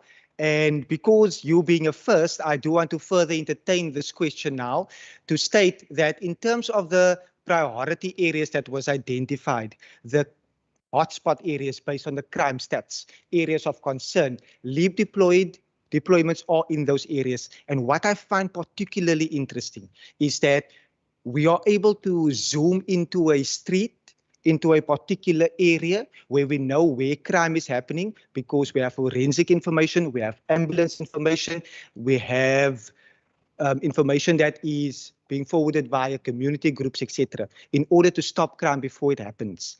With the Oxford area, for example, it falls part of the Sector 3 of the Umfuleni precinct, in an environment where they should have roughly 500 members and be on a brigadier station. They are on a colonel station of 250 odd. The current person is currently on leave, and I want to say that because SAPs even need leave. The current member, sector manager for that particular sector, is currently on leave, and I commend the SAPs members because they deserve leave in an environment where they are overworked. And as soon as that person comes back, because there's no one else to fill in. There's no one else to fill in order to make sure that visible policing is happening, but also to see that how communities can foster the trust within the South African Police Service. And I want to make this commitment. We should go to Umfuleni, and we, via you, House Chairperson, we should go to Umfuleni and we can see how we can further address this, because if I feel like I've not been there in a while, even though I was only there less than a month ago. Thank you. Thank you. And then the last and fourth opportunity for a follow-up belongs to Honourable Makamba Botia. Chair, just to tell you, my hand was up 3-4 times, and you only saw it the last time. So I don't know why don't you look in the house, because you saw my hand on the third or the fourth time. Yes. No, my hand was almost up immediately when you mentioned the 2 speakers ahead of me. Yes. Thank you, Honourable Christians. If you look at the chat, you will see that Honourable Makamba Botia also raised her hand quite early on. Over to you, Honourable Makamba Botia. Thank you very much, Chairperson. I just want to comment on the issue of Oxford Village specifically.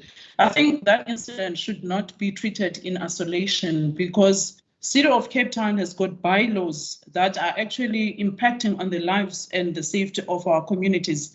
The bylaws of City of Cape Town needs to be revisited and changed because they are compromising the lives and the safety of people. We know for a fact that we have challenges with regards to the visibility of police. So those people in that village have taken an initiative to make sure that they take the issue of their safety in their hands by speaking to all the villagers in that area in terms of how best can they make sure that their lives are protected and their children. There's been cases of hijacking in that area, break-ins and all of that. So what we need to have here, we need to have a situation whereby all these stakeholders are involved, especially the human settlement, where they are speaking on the issues of bylaws that have a serious impact on this issue. This is not the first incident. It is actually an incident that is happening throughout the Cape Town or the Western Cape, where there's gated communities, where people are not able to buy land because they do not have enough money or they cannot afford to buy land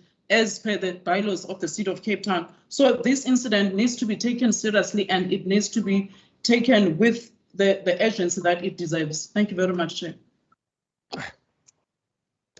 Thank you. I didn't quite get the question. Hopefully you did, Minister. I definitely heard a question in there. Thank you so much. Thank you so much, House Chairperson. And I do want to say in terms of, this is a classic example. This is a classic example of working together from the ACDP to the EFF, because it was Member Makamba Boycha which approached the City of Cape Town in order to obtain an extension for the notice period and for comment from that particular community. So thank you, Member Makamba Boycha. But I do want to state that the reply that I've received was very clear that the matter is now signed off and it has been handed over to the City of Cape Town Legal Department for finalization. And they are waiting feedback in that regard. As soon as I get that feedback, I will make it available to yourself, to Member Christians, and even drop Member Kama in as well, because working together will be the only way that we are able to create safer communities and move this province even further forward. Thank you. Thank you. That concludes responses to this question. As you've noted, honourable members, question 2 will stand over, which brings us to question 3 on the oral question paper. Honourable Kaiser Philander to Dr. Mbombo, the Minister of Health and Wellness. Over to you, Minister. Thank you, Chair. We just had load sharing. I won't be able to put up my camera. Thank you, Member Philander, for the question. Just FYI for the House, I had received similar questions.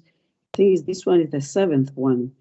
There were 4 in 2020. There were 2 in 2021. So just in case, probably I might be repeating the same thing that I was asked.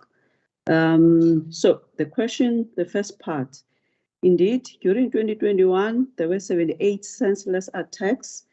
And from 1st January 22 to date, there's been about 6 attacks on EMS officials who risk their lives daily to save lives in the Western Cape.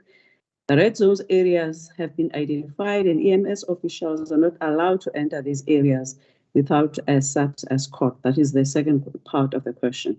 Western Cape Government and Health and Wellness, EMS, will declare an area as a red zone being assisted by the SAPS in the event of occurring staff attacks. If there is a spike in violence in the area, unsafe protest action and other contributing factors, that's what happens. The red zones areas changes regularly. I must indicate the current permanent red zones are Chicago in Paarl, Beacon Valley in Tafelsag and Mitchells Plain, and also in Hanover Park.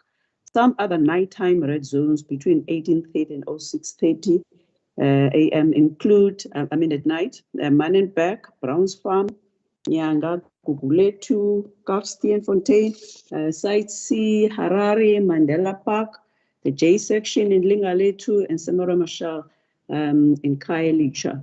Philippi, the Western Cape Department of Health and Wellness have implemented the protocol which ensures that ambulance crews are not allowed to enter red zone areas without a SAPS escort. SAPS officials have been mandated to escort the crew into these areas from the nearest SAPS police station. The law enforcement officers, the LIP officers, are also deployed to escort ambulances on and also on ad hoc basis when they are requested. The other part of the question, the safety of our paramedics is a highly priority to the department. We are pleased that the red zones prevent paramedics from entering into a potentially dangerous zone without them taking precautions and being escorted by the subs. We are continually exploring new ways to ensure that our staff are able to return home safely every day. There is an EMS staff safety plan, which I even indicated at the time based on those other questions, oral and written, that details our initiatives. This has not changed and the efforts are ongoing. It centers around the 4 key principles: the staff safety management strategies, safety stakeholder engagements, community initiatives. These community initiatives include, for example, the recent one when we are actually orientating the communities to the EMS. Because some of the community members might only be aware of a health system that is happening at the health facility, might not necessarily have been exposed in terms of calling the EMS, so the ambulance. So through the EMS of Exit Taxi, which has allowed the crews to strengthen relationships with community leaders and members, we find now that there's a whole lot of interaction, so that they don't only wait until there is a service that needs to be rendered in regard to the EMS, but for their visibility there. This initiative assists with a whole of society approach and builds on the trust factor between EMS officials and community members. In addition to the Exit Taxi initiative, EMS crews across the province are continually reaching out to schools, institutions, soup kitchens, neighborhood watch members, and community leaders who host the EMS teams at educational events within the district. I must also indicate, Chair, that this is the manifestation of a crime that is happening in the communities. However, because the EMS, most of the time, they are only 2, and also because of the kind of work they do, and also in terms of the attraction in regards, especially to those people, some of them who might be the abusers or the people who are using the drugs, and we find that they want something that is quick, that they could be able to target or instill. Because there are many other attacks that are happening also within our health establishment, not only in the EMS, but we don't want to create the whataboutism. But what is crucial, why I can understand that with the members, that there's so much interest that I even have 6 questions within even less than a year period or so. It's about when an EMS is being threatened. It means because it's mostly with the time where people are in dire need to access an emergency. And therefore, when now they end up being attacked, it means that it not only robs that community, but specifically the most vulnerable. In the rural areas, like in the Chicago, it's not rural, but I'm talking out of the metro, you find that where there is no a 24-hour, that is the nearest. You'll find that the nearest one is a hospital, which is a level 2 hospital, for example, in the case of PAL. It means that their immediate contact of a health system is a EMS, which is most of the case in the rural areas. But when people attack it, they are not only attacking the staff, but they are attacking the whole health system. They are also attacking the Constitution, because it does say in the Constitution, Section 27, that no one should be denied medical emergency. But now when the community attack the EMS, and then it becomes problematic. As I indicated, Chair, is that you find that in the areas where they are taking EMS, it's the same areas they will attack the delivery vans that are coming for the bread. You get the areas where even the police stations get attacked. So the issue, it's more about the social ills that are happening there that makes people to attack the people that they're supposed to be helping them. And in most, actually, across Africa, in most instances, you'll find that in these countries where there's a high level of civil wars, you'll find that they will always spare the healthcare workers. But in the case of South Africa, whether you are an EMS, whether you are a nurse, whether you are a doctor, where you are supposed to help the people, the same people that you are supposed to help are the ones that are attacking you. Thank you, Chair. Thank you, Honourable Minister. I recognize the Honourable Member, Kaiser Philander, who posed a question. Do you have a follow-up question for the Honourable Minister? Yes, thank you very much, Chairperson, and thank you very much, Minister, for your response. Chair, through you to the Minister, the department embarked on a tender process to acquire 1,000 body cams. Can the Minister please indicate, has this process been concluded? Are they currently in use, and what impact has this had on EMS personnel safety? Thank you, Chair. Thank you. Over to you, Minister. Thank you for the question. This is actually part of the safety plan related to the EMS that I mentioned earlier. But noting that with the issue of the body cam, it's about to assist in regard to the conviction because in some cases that these people just are taken then disappear. At least with the body cam, it's about when at least the potential or the perpetrator could be identified through that.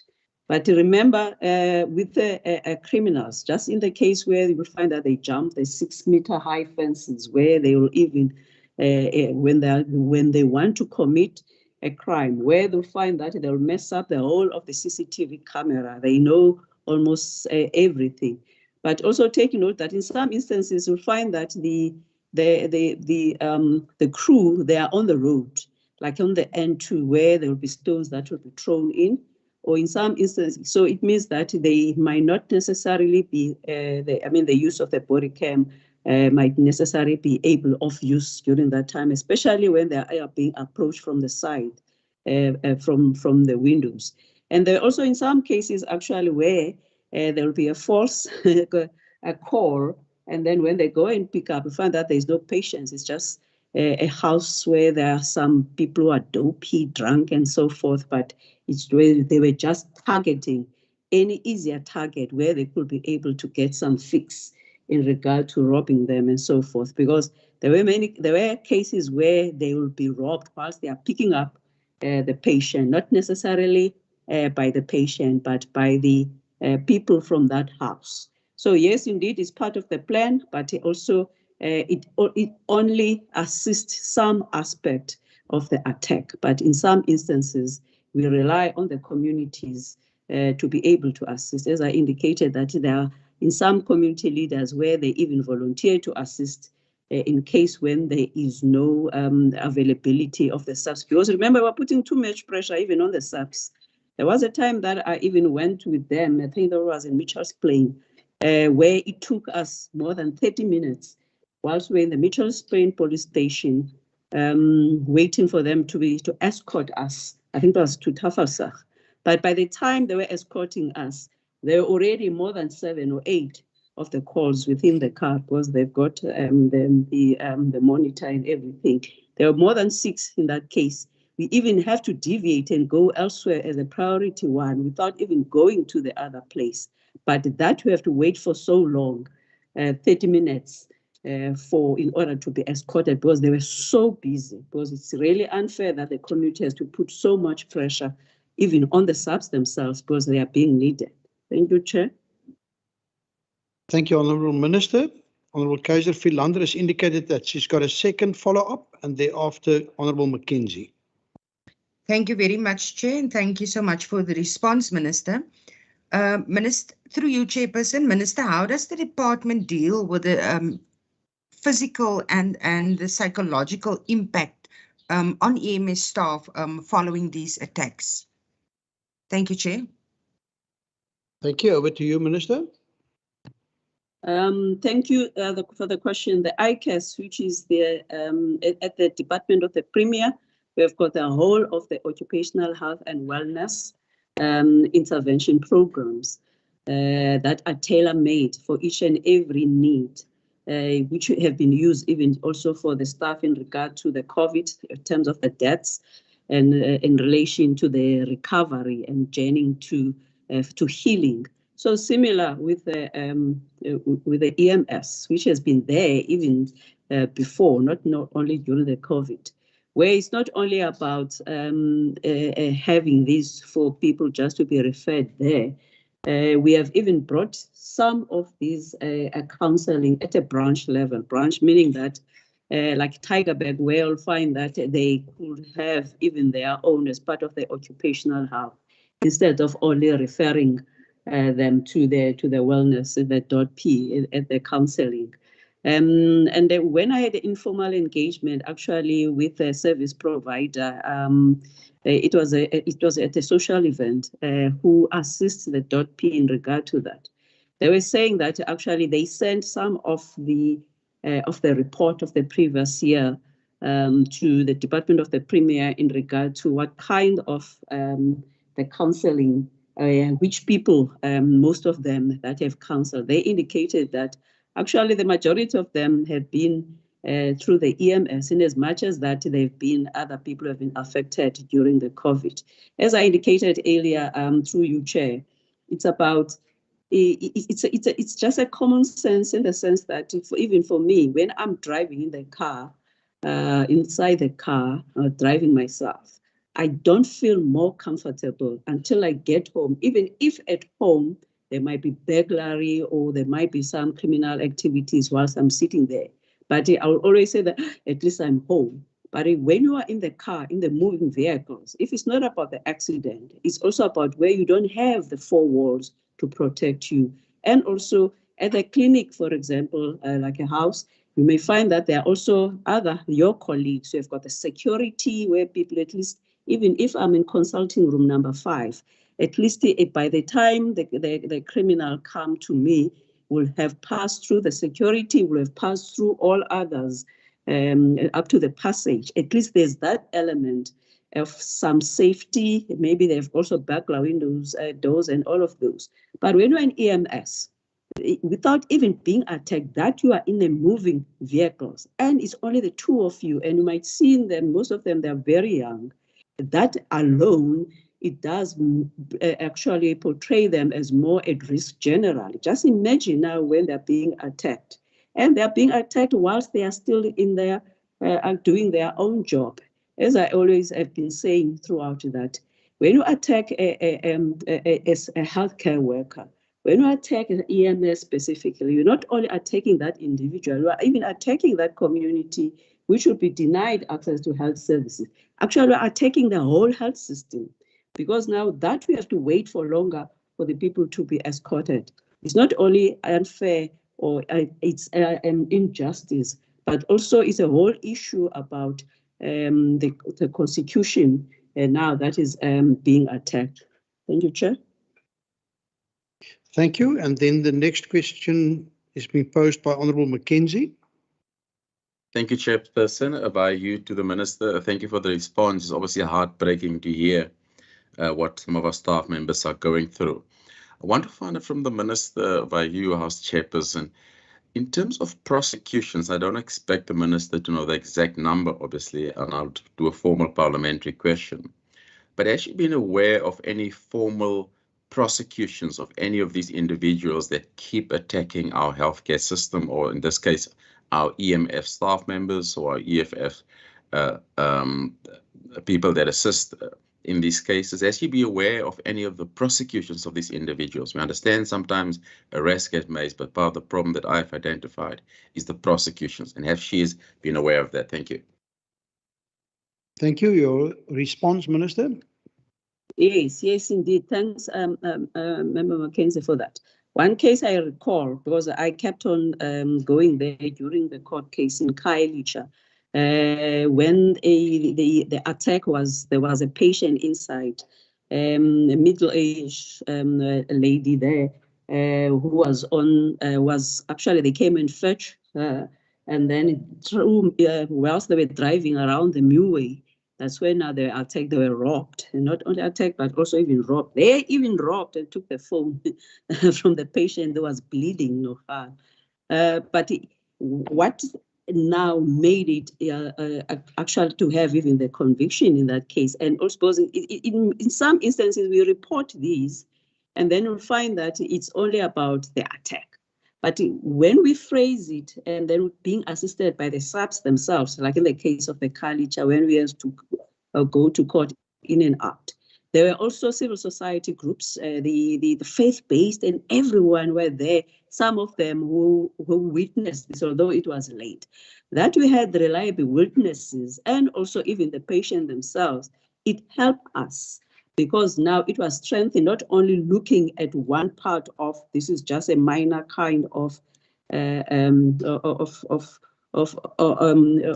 assault, but it was because it was broadly defined as an attack on the health system, and therefore the impact of such, because at the time that patient ended up not being able not only to be transported, has to wait for another ambulance, which unfortunately, because that area was already labeled as a red zone, it took longer. So that's why we always encourage the communities when they see, which is I've seen in Gugulethu, as part of the clinic committees or Mamnowe and whatever, there was a time also they were raising this awareness. When they see this kind of attack, when they hear about these kind of things, it mustn't be just that, oh, the EMS have been attacked. It's not only those two people that have been attacked. It's not all about that patient that was inconvenienced, but it's about the whole health system that has been inconvenienced. Please assist us to be witnesses. Also, there was a case in Wynberg where actually there was a successful conviction with a heavy, actually a conviction compared to the others where it used to be just a minor, oh, they stole a cell phone, something like that. But it was about you attack the health system. You didn't attack only that booty or whatever, that sissy that was there. I'm not sure about the others. I'm just mentioning now the other two that I've been part of, but I can be able to provide the more information in regard to the other conviction, other cases. Thank you, Minister. And the last question then from the Honourable Windvoog. Thank you, Chairperson. Chairperson, the continued attacks on EMS personnel, particularly in the red zones, are a cause of serious concern. Therefore, my question to the MEC with regards to measures implemented over the years, what are some of the success stories regarding community partnership, and why are these not effective in red zones like Philippi, where EMS personnel were recently attacked? Thank you, Chairperson.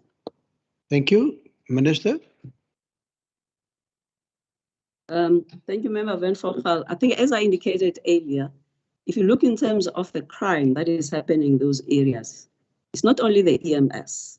As I indicated earlier, you'll hear that they've attacked a bread service delivery van. They will have attacked some other people. They will have attacked even previously even the police themselves.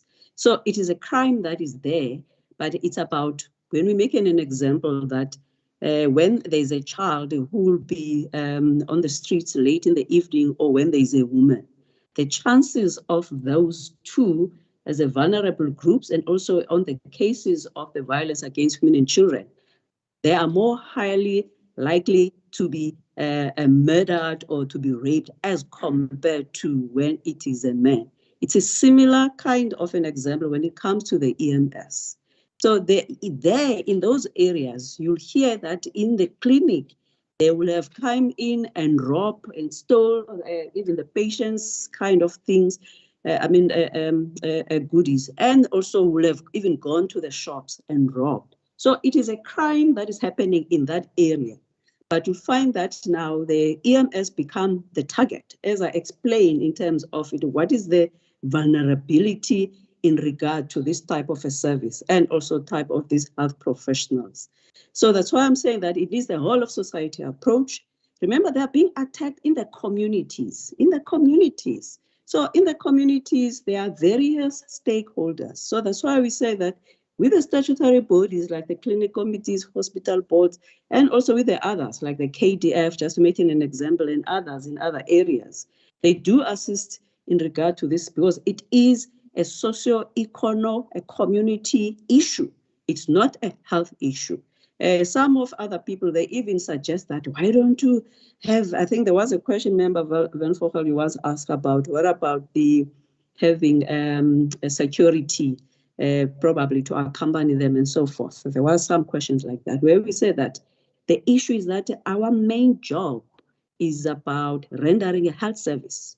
You cannot render health services that is securitized. That's why even when there's a maximum prisoner from whether it's Falkenberg or from Portsmouth, who is a patient, we do tell that person who's looking after that patient that you stand outside. Here we're dealing with a patient, because we don't militarize, we don't securitize a health system.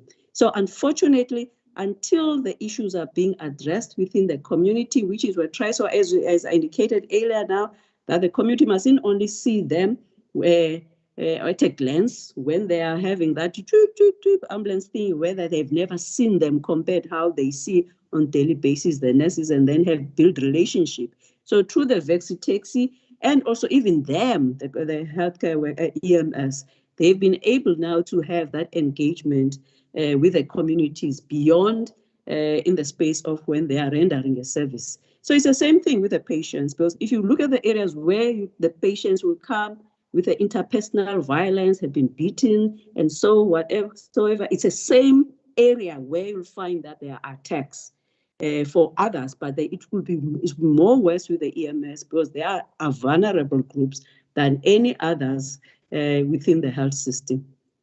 Thank you, Chair. Thank you, Honourable Mbombu.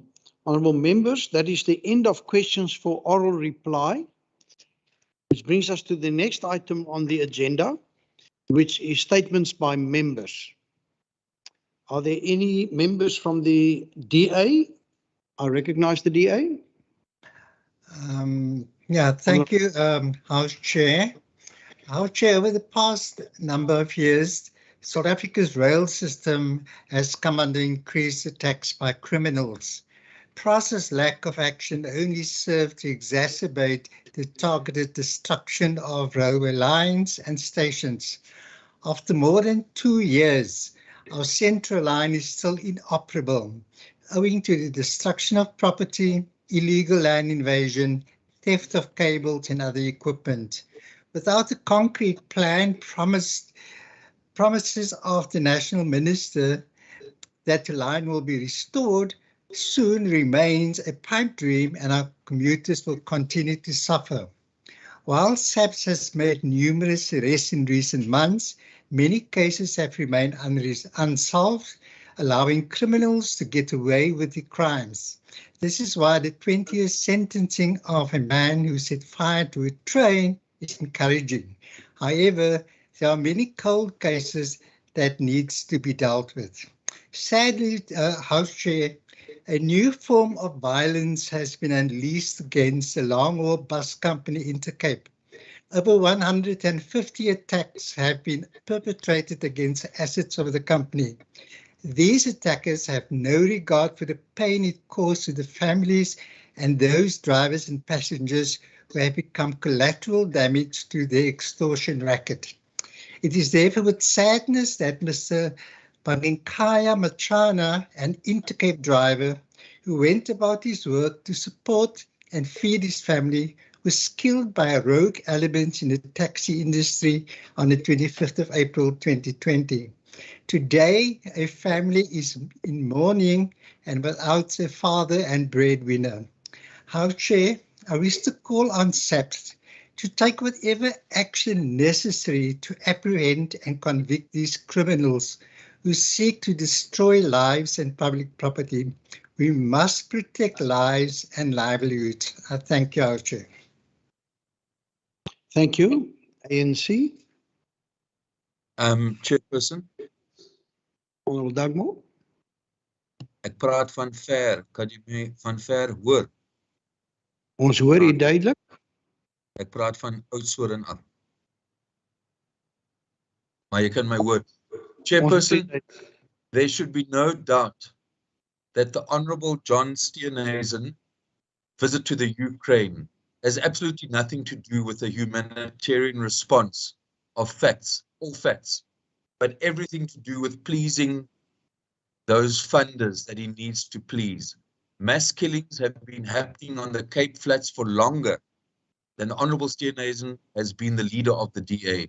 In this province where his party governs, people on the Cape Flats live under siege of gangsters, and daily people have to face shootings. No visits to the Cape Flats, Khayelitsha, Hanover Park by the Honourable Steenhuisen. Wars have been ravaging, Chair, on the African continent, and these wars have a direct impact on our country. In many of these African countries, South Africa has direct interests. We have businesses there. We have academics there. No visit to these African countries by the Honourable Steenhuisen. Israelis have been occupying the Palestinian territories for the last 55 years, Chair, and in the recent past regularly bombarded Gaza. No visit to the Palestinian territories, and especially Gaza, by the Honourable Steenhuisen. Afghanistan, Iraq, Yemen, and Syria are just some of the other countries across the globe where wars have been ravaging and which have had devastating effects on the populations of these countries. No visit to these war-ravaged countries. We will go further to note that the Ukrainian ambassador, in addition to meeting with our diplomats, will also be addressing the DA Provincial Council this weekend. And while we have absolutely no objection to this, it is clear that the DA continues to have a biased approach to this conflict. And this biased approach has a direct impact on the province's farmers and potential export markets, such as the one pursued by Westgrove in regard to mussels. The visit by Honourable Steenhuisen cannot even be described as a publicity stunt, because it was a PR disaster, receiving condemnation from a wide range of people, including a former DA National Deputy Executive Director, who said, and I quote, "It would be safe to that suit his already decided conclusion. We condemn this visit and continue to believe that our national government needs to be supported in trying to bring an end to this conflict with the global community." Thank you. Thank you, Honourable Dagbo. Please note that you've got 2 minutes for each statement. Thank you. Next up, in the other, Chair, in the other speech, I actually used less time. You even complimented me that I used less time in my speech. Thank you, Honourable. Honourable Chair, thank you very much. The EFF finds it shocking that Premier Alan Wind is crying foul regarding the ongoing census results in the Western Cape for 2022. His main concern is the equitable share money the province could lose as a result of the outcome of these results. Honourable Chair, the majority of people in the Premier is complaining as not being counted are actually people from informal settlements who are neglected by the DA-run government. The irony is that the same Premier who does not care about the poor in informal settlements suddenly has an interest in them being counted solely because if they're not counted, then the province will not gain more money in a form of an equitable share. If Western Cape is to receive more money in terms of an equitable share, there is no proof that they will suddenly spend that money on the poor to build them houses and proper infrastructure they so desperately need. Honourable Chair, there is also no evidence that the Department of Health will buy more beds in Khayelitsha Hospital and hire more nurses and doctors around the Western Cape health institutions. There is also no evidence that the Education Department will all of a sudden hire more teachers to build more schools. We know all of this because we have seen it before from this government. All they want is to get more equitable share and then keep it in their provincial revenue fund because it gives them joy seeing money piling up there whilst the poor remain in squalor conditions. Thank you, Honourable Chairperson. Thank you, Honourable Kamba Botja. The next thing, DA, Honourable Plato. Honourable Chair, thank you very much. Honourable Chair, I wish to speak out on an issue of urgent importance to citizens across the Western Cape and South Africa at large. The 350 Rand Social Relief of Distress grant is a lifeline for many South Africans who have been left without the means of supporting themselves as a result of the economic destruction brought on by the national government's policies over the last 2 years. 350 Rand is not a lot of money, Honourable Chair, but it is all that many people have.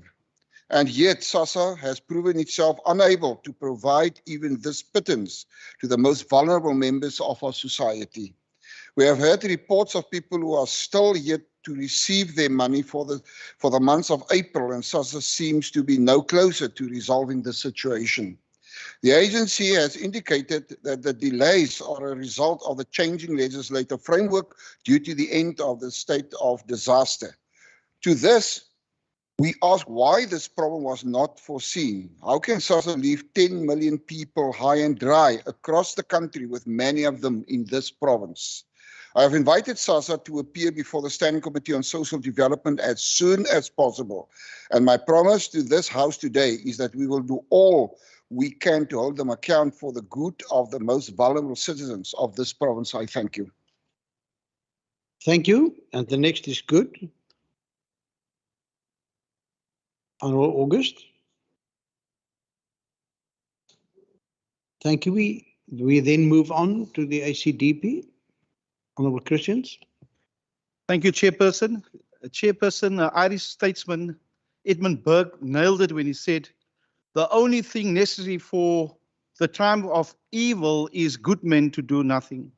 In the media, there was again reports on the new developments on the proposed draft guidelines on gender, identity and sexual orientation in public schools. The Speaker of this House commented in that article to say that it would be great if the adoption of the policy happens by as soon as June. He says it's definitely possible. The drivers of these guidelines is definitely the Western Cape Education Department.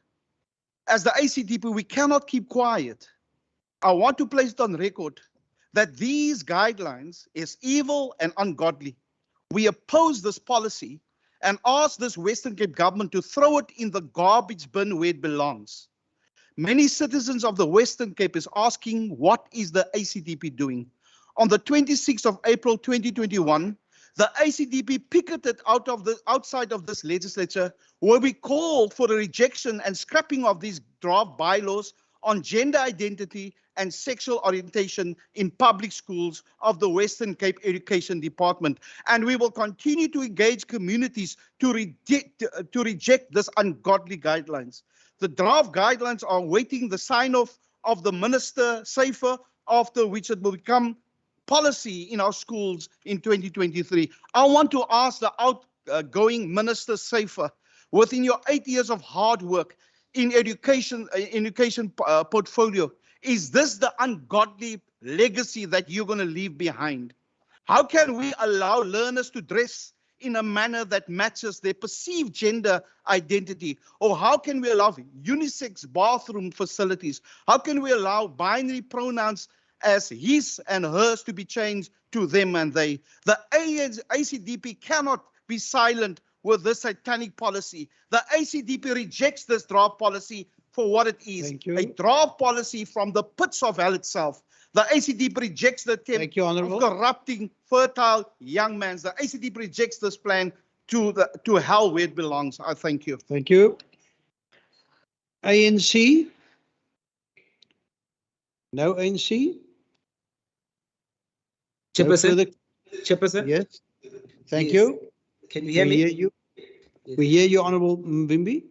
Thank you very much, Honourable Chairperson. The ANC wishes to take this opportunity to commend the Cape Amalgamated Taxi Association, better known as CATA, and the Cape Organization for the Democratic Taxi Association, also known as CODETA, for coming together to pledge cooperation and working towards peace in the industry. At a recent meeting held in Makaza in Khayelitsha, where the Northern and Eden regions were also invited, hundreds of taxi owners and drivers under the banner of the two associations came out united in ensuring that they operate within a peaceful environment. As if to honor and pay tribute to the late Archbishop, the association met in the Desmond Tutu Hall after violence devastated the industry in the second half of last year. The taxi industry is the largest means of public transport in our country and province, with estimates suggesting that up to 70% of people using public transport to get to work or to make the economy pump use these minibus taxis. Yet, the taxi industry also remains the most disadvantaged industry within the public transport sector. They receive very little to no support from provincial government and are not subsidized as Golden Arrows is subsidized, as Go George is subsidized, or the My City Bus Company are subsidized. Even though national government allocate transporting funding to this province, a reported 1 billion rand will be allocated to Golden Arrow by this provincial government. Yet the provincial government cannot even support and make taxis viable, but they want to privatize passenger rail. The future of public transport in our province and country is taxis. We must invest in it because it kills two birds with one stone, a means of public transport and a small business. The ANC also take this opportunity to commend the National Minister of Transport, Mr. Fikile Mbalula, for prioritizing the taxi industry, as well as Sandako for their role and leadership they played in ensuring the dialogue between CATA and CODETA. The associations must know that the ANC will always continue to work with them and be of service to them, as we have been in the recent past, and wish to encourage them to continue talking and ensuring peace within this vital public transport industry. Thank you very much, Chairperson. Thank you. Thank you, Honourable Wimby. The next is DA. Thank you, Honourable the House Chairperson. It is no surprise that finding a job as a young person is now harder than ever before. While the unemployment rate in the Western Cape is still drastically lower than the rest of the country, the economic downturns brought on by the pandemic and national government's illogical lockdowns have resulted in fewer opportunities for matriculants and graduates. It is our responsibility as leaders to proactively find ways to improve the prospects of our youth. Take, for example, the issue of driver's licenses. It is virtually impossible as a recently graduated or matriculated young person to get a job without a driver's license. Even entry-level positions such as courier administration, call center job, government clerks, internships, which should provide the employment and skills development for young people, require a license to gain employment. In response to this, I recently acquired private funding from the Whitfield Estate Foundation Trust to pay for 100 learners in my constituency to go through the process of gaining their licenses. These learners will gain an invaluable skill for life, which will stand them in good stead as they move forward with their careers. Basic Education Minister Angie Motshekga also recently announced that the department has begun to investigate the possibility of implementing a similar initiative at national level. While I applaud the prospect of more learners gaining this vital skill as they enter the job market, I have to ask, why is such a simple but impactful initiative taking this long to be implemented? How many learners across the country have missed out on this vital skill and therefore vital job opportunity? I'd like to close this by wishing our learners from my constituency Mitchells Plain well as they write the exam this weekend and safe driving as they gain their licenses. I thank you. Thank you. Thank you, Honourable McKenzie. Freedom Front Plus. Thank you, Speaker. The bold initiative by AfriForum to establish, empower and finance a non-political affiliated NGO under the name CAPSA Forum to uplift members of the coloured community economically should be welcomed by everybody, irrespective of political preferences, race, or ethnic origin. So does the generous, impressive financial aid given by the same AfriForum and the Solidarity Trade Union to flood victims in KZN. This is indicative of the great untapped goodwill that still exists in our country across ethnic, language and cultural divisions and should be applauded rather than the motives questioned. Hungry, unemployed and struggling communities, whether black, whether Indian or whether colored, cannot be denied this type of help simply because of political policies practiced in years gone by. This is a huge first step into a better future and should be welcome. Thank you. Thank you. Next up is Al Jamal. Thank you, Chair. Also, my no statement. Thank you. Thank you, Honourable Brinkhuis. And lastly, Democratic Alliance. Thank you very much, Chairperson. Chair, over the past 3 years, governments across our country and around the world had to reprioritize spending in order to combat COVID-19 and to save lives of residents. Going forward, every honourable member will know that much effort will be placed on the pandemic recovery. However, at the same time, we will need to look at doing things differently. Chairperson, this couldn't be more applicable than when it comes to delivering quality healthcare, particularly in relation to our interventions towards combating TB in our province. Since the 1st of March last year, there have been more than 41,000 individuals who have contracted tuberculosis, in which just under a tenth of those have resulted in death. It is for this reason, Chairperson, why the provincial government has pioneered in instituting various initiatives, such as the multi-sectoral provincial TB emergency response plan and the provincial TB dashboard. These are examples of a proactive government that innovates service delivery. Chairperson, now is the precise time for us to do more. This year alone, the department will be spending 388 million rand on tuberculosis hospitals, which is more than a 5% increase from the previous year. Over the medium term, more than 1 billion rand will be spent on these hospitals. Coupled to this is the district health programs grant. The TB component has been allocated 68 million rand this year and almost 208 million rand over the next 3 years, Chairperson. Chairperson, health is everybody's business, and we can clearly see that these plans are proof of a government that ensures the well-being and dignity of all residents. I thank you, Chair. Thank you so much, Honourable Member. Members, in terms of Rule 145(6), I now give one or more members of the executive present an opportunity to respond to member statements for not more than 5 minutes collectively. Thank you, Honourable Premier. Thank you very much, Honourable Chair.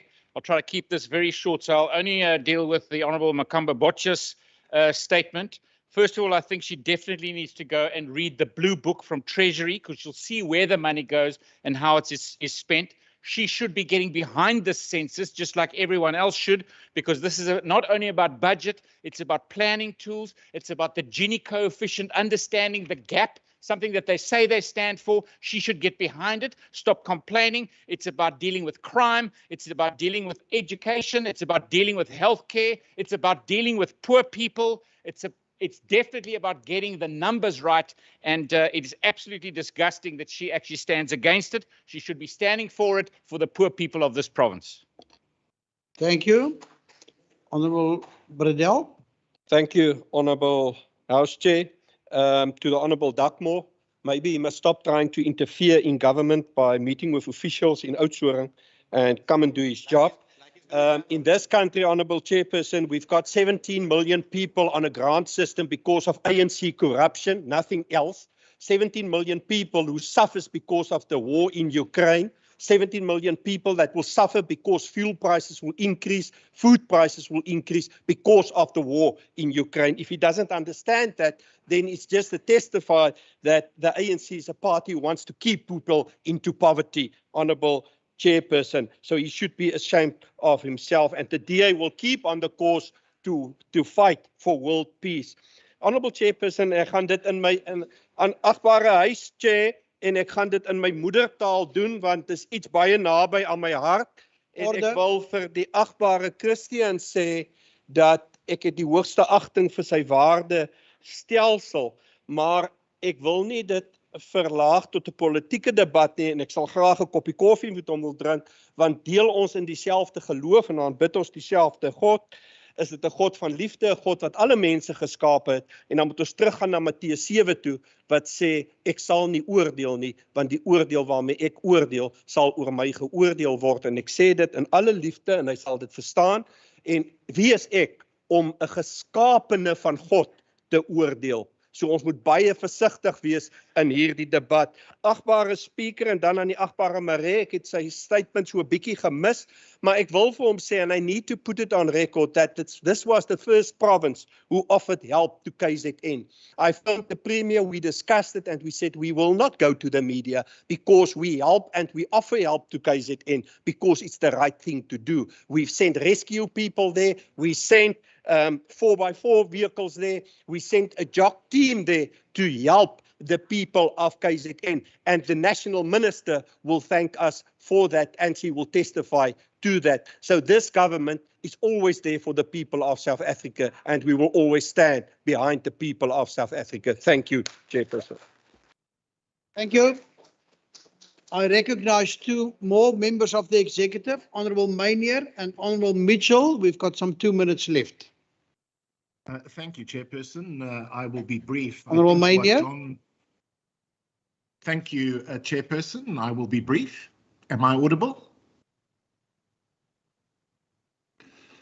Sorry, Honourable Maynier, your voice disappeared. Your sound is breaking up. Thank you, Chairperson. I'm obviously, am I audible? Yes, thank you. Thank you. I think what the Honourable John Steenhuisen's visit to the Ukraine highlights is the complete silence of national government on a war of aggression perpetrated by the Russian Federation. And it also highlights that while John Steenhuisen is talking about the victims of a war of aggression, the Honourable Cameron Dugmore is attending functions and sipping champagne with the perpetrators of the war of aggression, which of course is the Russian Federation, and that will not be forgotten and it will not be forgiven by the people of the Western Cape. I thank you. Thank you. And Honourable Mitchell, we've got 1 minute and 10 seconds left. Thank you very much, Chairperson. Chairperson, I think it will be remiss of me not to again put on record, because I have answered this particular question or the statement by Honourable Mvimbi in the past. The reality is this: the money that gets transferred from the national government to provincial government in the form of the PTOG for Golden Arrow bus service is nothing different to what happens across the country. All provinces receive that grant. When you speak about formalization and subsidization of the minibus taxi industry, it is on good record and on authority from the industry that the Western Cape government is the only government that supports the minibus taxi industry. We have rolled out initiatives during COVID, in the height of COVID, through the Red Dot and Blue Dot projects. We're still subsidizing that for the remainder of this financial year. Chairperson, when I've asked this in numerous standing committees to the Honourable Mvimbi to please engage his national counterpart or national government so that we can look at a process of trying to start subsidizing the minibus taxi industry. A once-off 5,000 Rand that the National Minister has awarded to operators that came months after it was promised is no subsidization, is no formalization, and the Honourable Mvimbi mustn't come here, mislead the House without putting the facts on the table that has been provided to him in the past. And I think it's important that in the interest of the commuters of this province that we do not play up the minibus taxi industry with the bus services that's currently filling the void because of a failed rail system in this province. Thank you, Chair. Thank you. Thank you. Time up. Thank you so much. That is the end of members' statements, which brings us to the next and last item on the agenda, which is notices of motion. In terms of the new Rule 151, all notices of motions by members are required to be delivered to the Secretary for placing it on the order paper.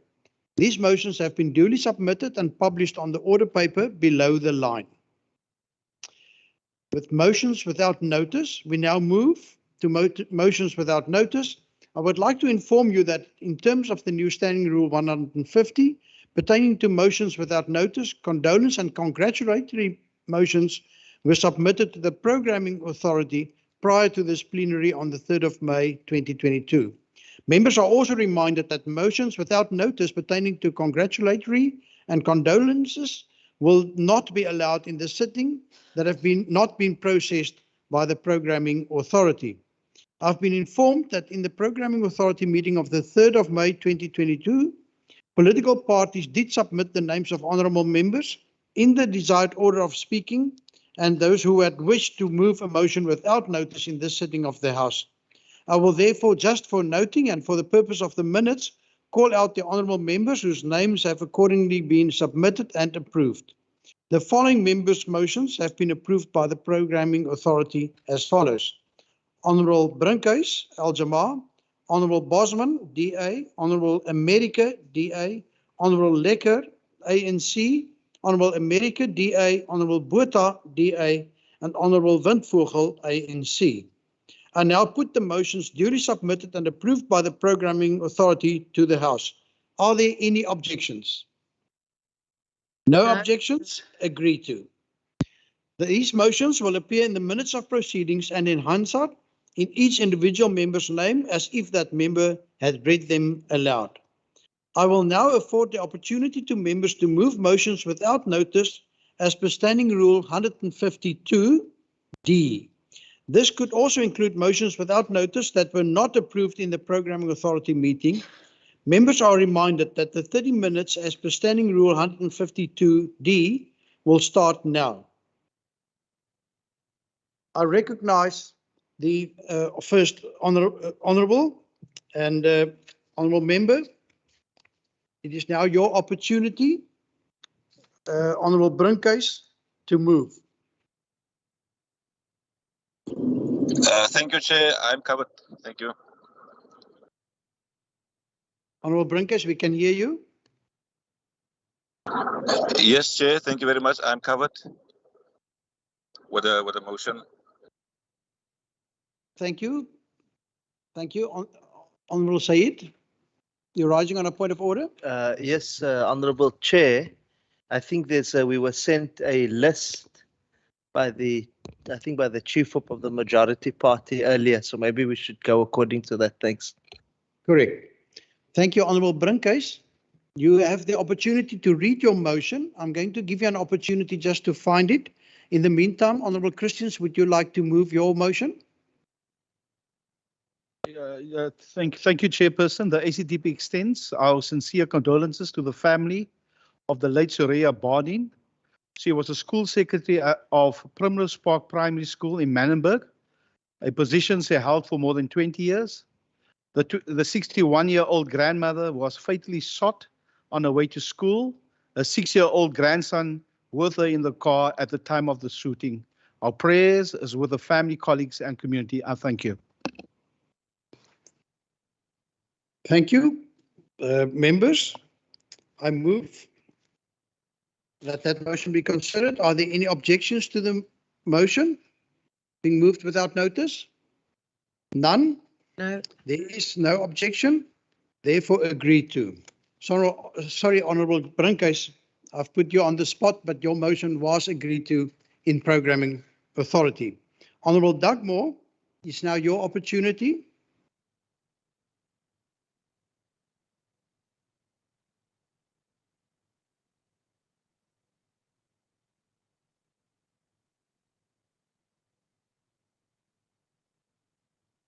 Honourable Dugmore, we don't hear you. Your motion was not agreed to in programming and you've been given an opportunity to bring the motion to the House. Thank you. We then also have to skip the second motion of Honourable Dugmore. Honourable Dugmore, are you online?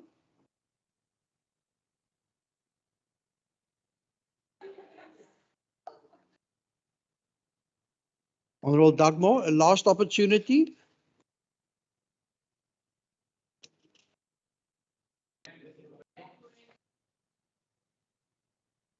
Thank you, Honourable Dugmore. We don't hear you.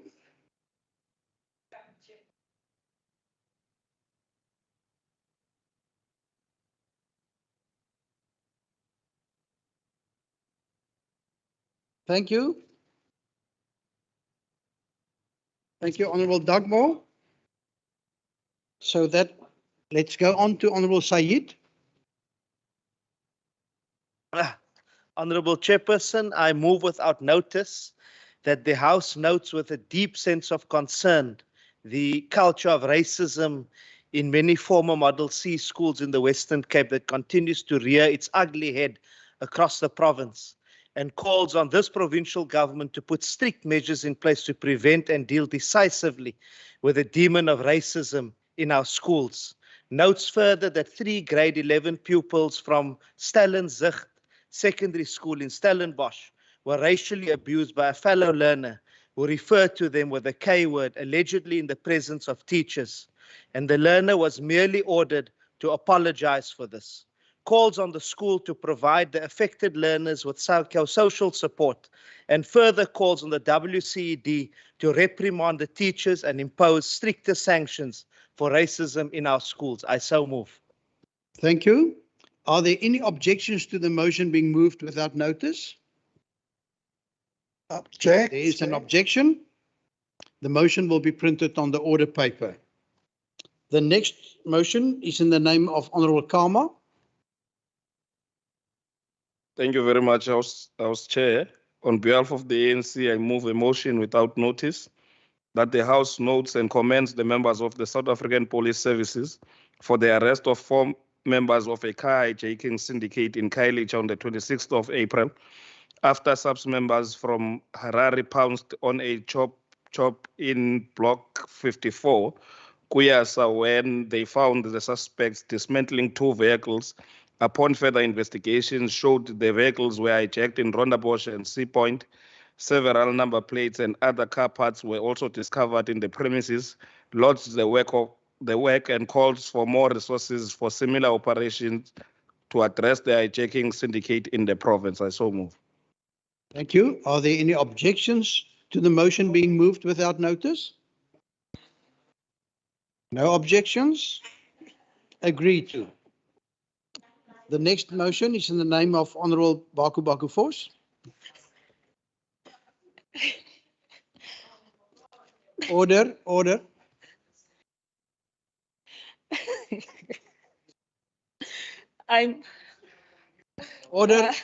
members.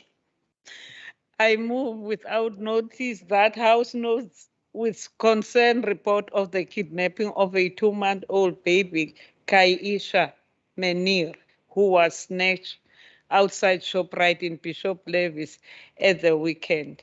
Sympathies with the mother and family, and encourage and commends to the Western Cape Missing Person Unit founder for the support they have offered to the family during this difficult time, and calls on to the police to leave no stones unturned in investigating the matter and making arrests against the woman seen on camera snatching the baby.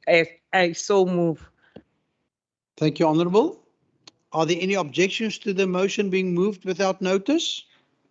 No. No objections. Agreed to. The next motion, again, Honourable Kama. The next motion, Honourable Kama. Thank you very much, House Chair. On behalf of the ANC, I move a motion without notice that the House notes with concern that a police officer and 3 other persons were wounded during a gunfight between police and robbers at the Esterrivier post office on Tuesday, and wishes all the wounded a speedy and full recovery, commends the police for the swift response, and calls on them to leave no stones unturned to bring the gun-toting criminals who managed to flee the scene to book. I so move. Thank you, Honourable. Are there any objections to the motion being moved without notice? No. Thank you. Agreed to. The next motion in the name of Honourable Sahid. Thank you, Honourable House Chairperson. I move without notice that the House notes with concern the persistent learner transport challenges which have left scores of underprivileged learners stranded in Maritzburg area this morning. Further notes that the crisis is exacerbated by the shortage of buses and spaces on these buses, the poor conditions on the buses, and the lack of cooperation from the service provider in question, whose details I have forwarded to the WCED. and calls on the incoming Education MEC, Honourable Mania, to find sustainable solutions to learner transport challenges. I so move. Thank you, Honourable. Honourable members, are there any objections to the motion being moved without notice? There is an objection. The motion will be printed on the order paper. Again, Honourable Sayed. Again. Thank you, Honourable House Chairperson. I move without notice that the House notes with concern the reports that over 70 learners from Eerste Rivier have not been placed in schools as at May 2022. Notes further that this is a persistent challenge, as at May 2021, over 700 learners from the area were yet to be placed in our schools. Concedes that the learner placement challenges are part of the systemic failures left unattended to by the outgoing MEC for Education, and calls on the incoming Education MEC to put measures in place that address this failure. I so move. Thank you. The motion has been put. Are there any objections to the motion being moved without notice? There is an objection. The motion will therefore be printed on the order paper. Honourable Sayed. Thank you, Honourable House Chairperson. I move without notice on behalf of the African National Congress that the House notes and condemns the Mondale High School in Mitchells Plain for willfully contravening the South African Schools Act by forcing the learners who apply to the school to write competency tests in the form of an entrance examination for grade 8. Notes further that despite the Act clearly stating that governing bodies of public schools may not administer any tests related to admissions of a learner to a public school, the WCED has failed to address the matter when it was brought to their attention last week already, and calls on the outgoing MEC to urgently intervene. Thank you. Thank you. The motion has been put. Honourable members, are there any objections to the motion being moved without notice? There is. Thank you. The motion will be printed on the order paper. Honourable Makamba Botja, are you able to put your motion? Thank you very much, Honourable Chairperson. On behalf of the EFF, I move without notice that the House notes that yesterday young nurses marched to the National Departments of Health and Treasury in Pretoria, calling for the permanent employment of nurses who were hired on short-term contracts during the peak of the COVID-19 pandemic. These nurses also took an opportunity to outline the horrible conditions they are subjected to in these health institutions around the country, but they still persevered. Western Cape Department of Health is also not immune to all of this. When provincial health institutions are under strain, they always turn to these nurses for assistance. But when there is a room for them to be made permanent, the department looks the other way. Honourable Chair, the EFF will continue to motivate these young nurses to continue with the struggle of fighting for permanency in order to assist the poor and those who are sick. Thank you very much. Thank you. There's been an objection. The motion will be printed on the order paper. Honourable Makamba Botja, your second motion. Thank you, Honourable Chair. On behalf of the EFF, I move without notice that the House notes that the recent Household Affordability Index for April 2022 shows that the average cost of household food basket currently costs 4,500. Whilst the cost of household food basket continues to rise, our people continue to grapple with issues of high unemployment rates, poverty, and inequality. The effects of COVID-19 made the situation worse, and the so-called economic recovery plans initiated by various levels of government does not seem to yield any results in helping our people escape this perpetual trap of poverty and unemployment. We find ourselves in a situation in which even those who are employed and earning a minimum wage cannot afford the cost of living, let alone those that are unemployed. The situation is really bad and change must be imminent. Thank you, Honourable Speaker. Thank you. The motion has been put. Are there any objections? None. Thank you. Then your last motion, Honourable Makamba Botja. Honourable House Chair, thank you very much. I move without notice on behalf of Economic Freedom Fighters that the House notes that yesterday 3 bystanders plus a police officer were shot during an attempted cash in transit heist in Eastern Refill. The bystanders included a male and a female aged 40 and a male elderly person aged 76. This is one in a series of violent crimes and robberies that continue to affect the Western Cape. It also shows that these criminals now operate within impunity and will not even be deterred by men in blue uniform. Honourable House Chair, crime in the Western Cape is a serious issue, and unless those in power do something about it, then the province will continue to remain in the safe of anarchy. I thank you, House Chairperson. Honourable members, the motion has been put. Are there any objections to the motion being moved without notice? Indeed, there is. The motion will therefore be printed on the order paper. Honourable members, that concludes motions with notice. That also concludes the business of the day. The Secretary will now end the meeting.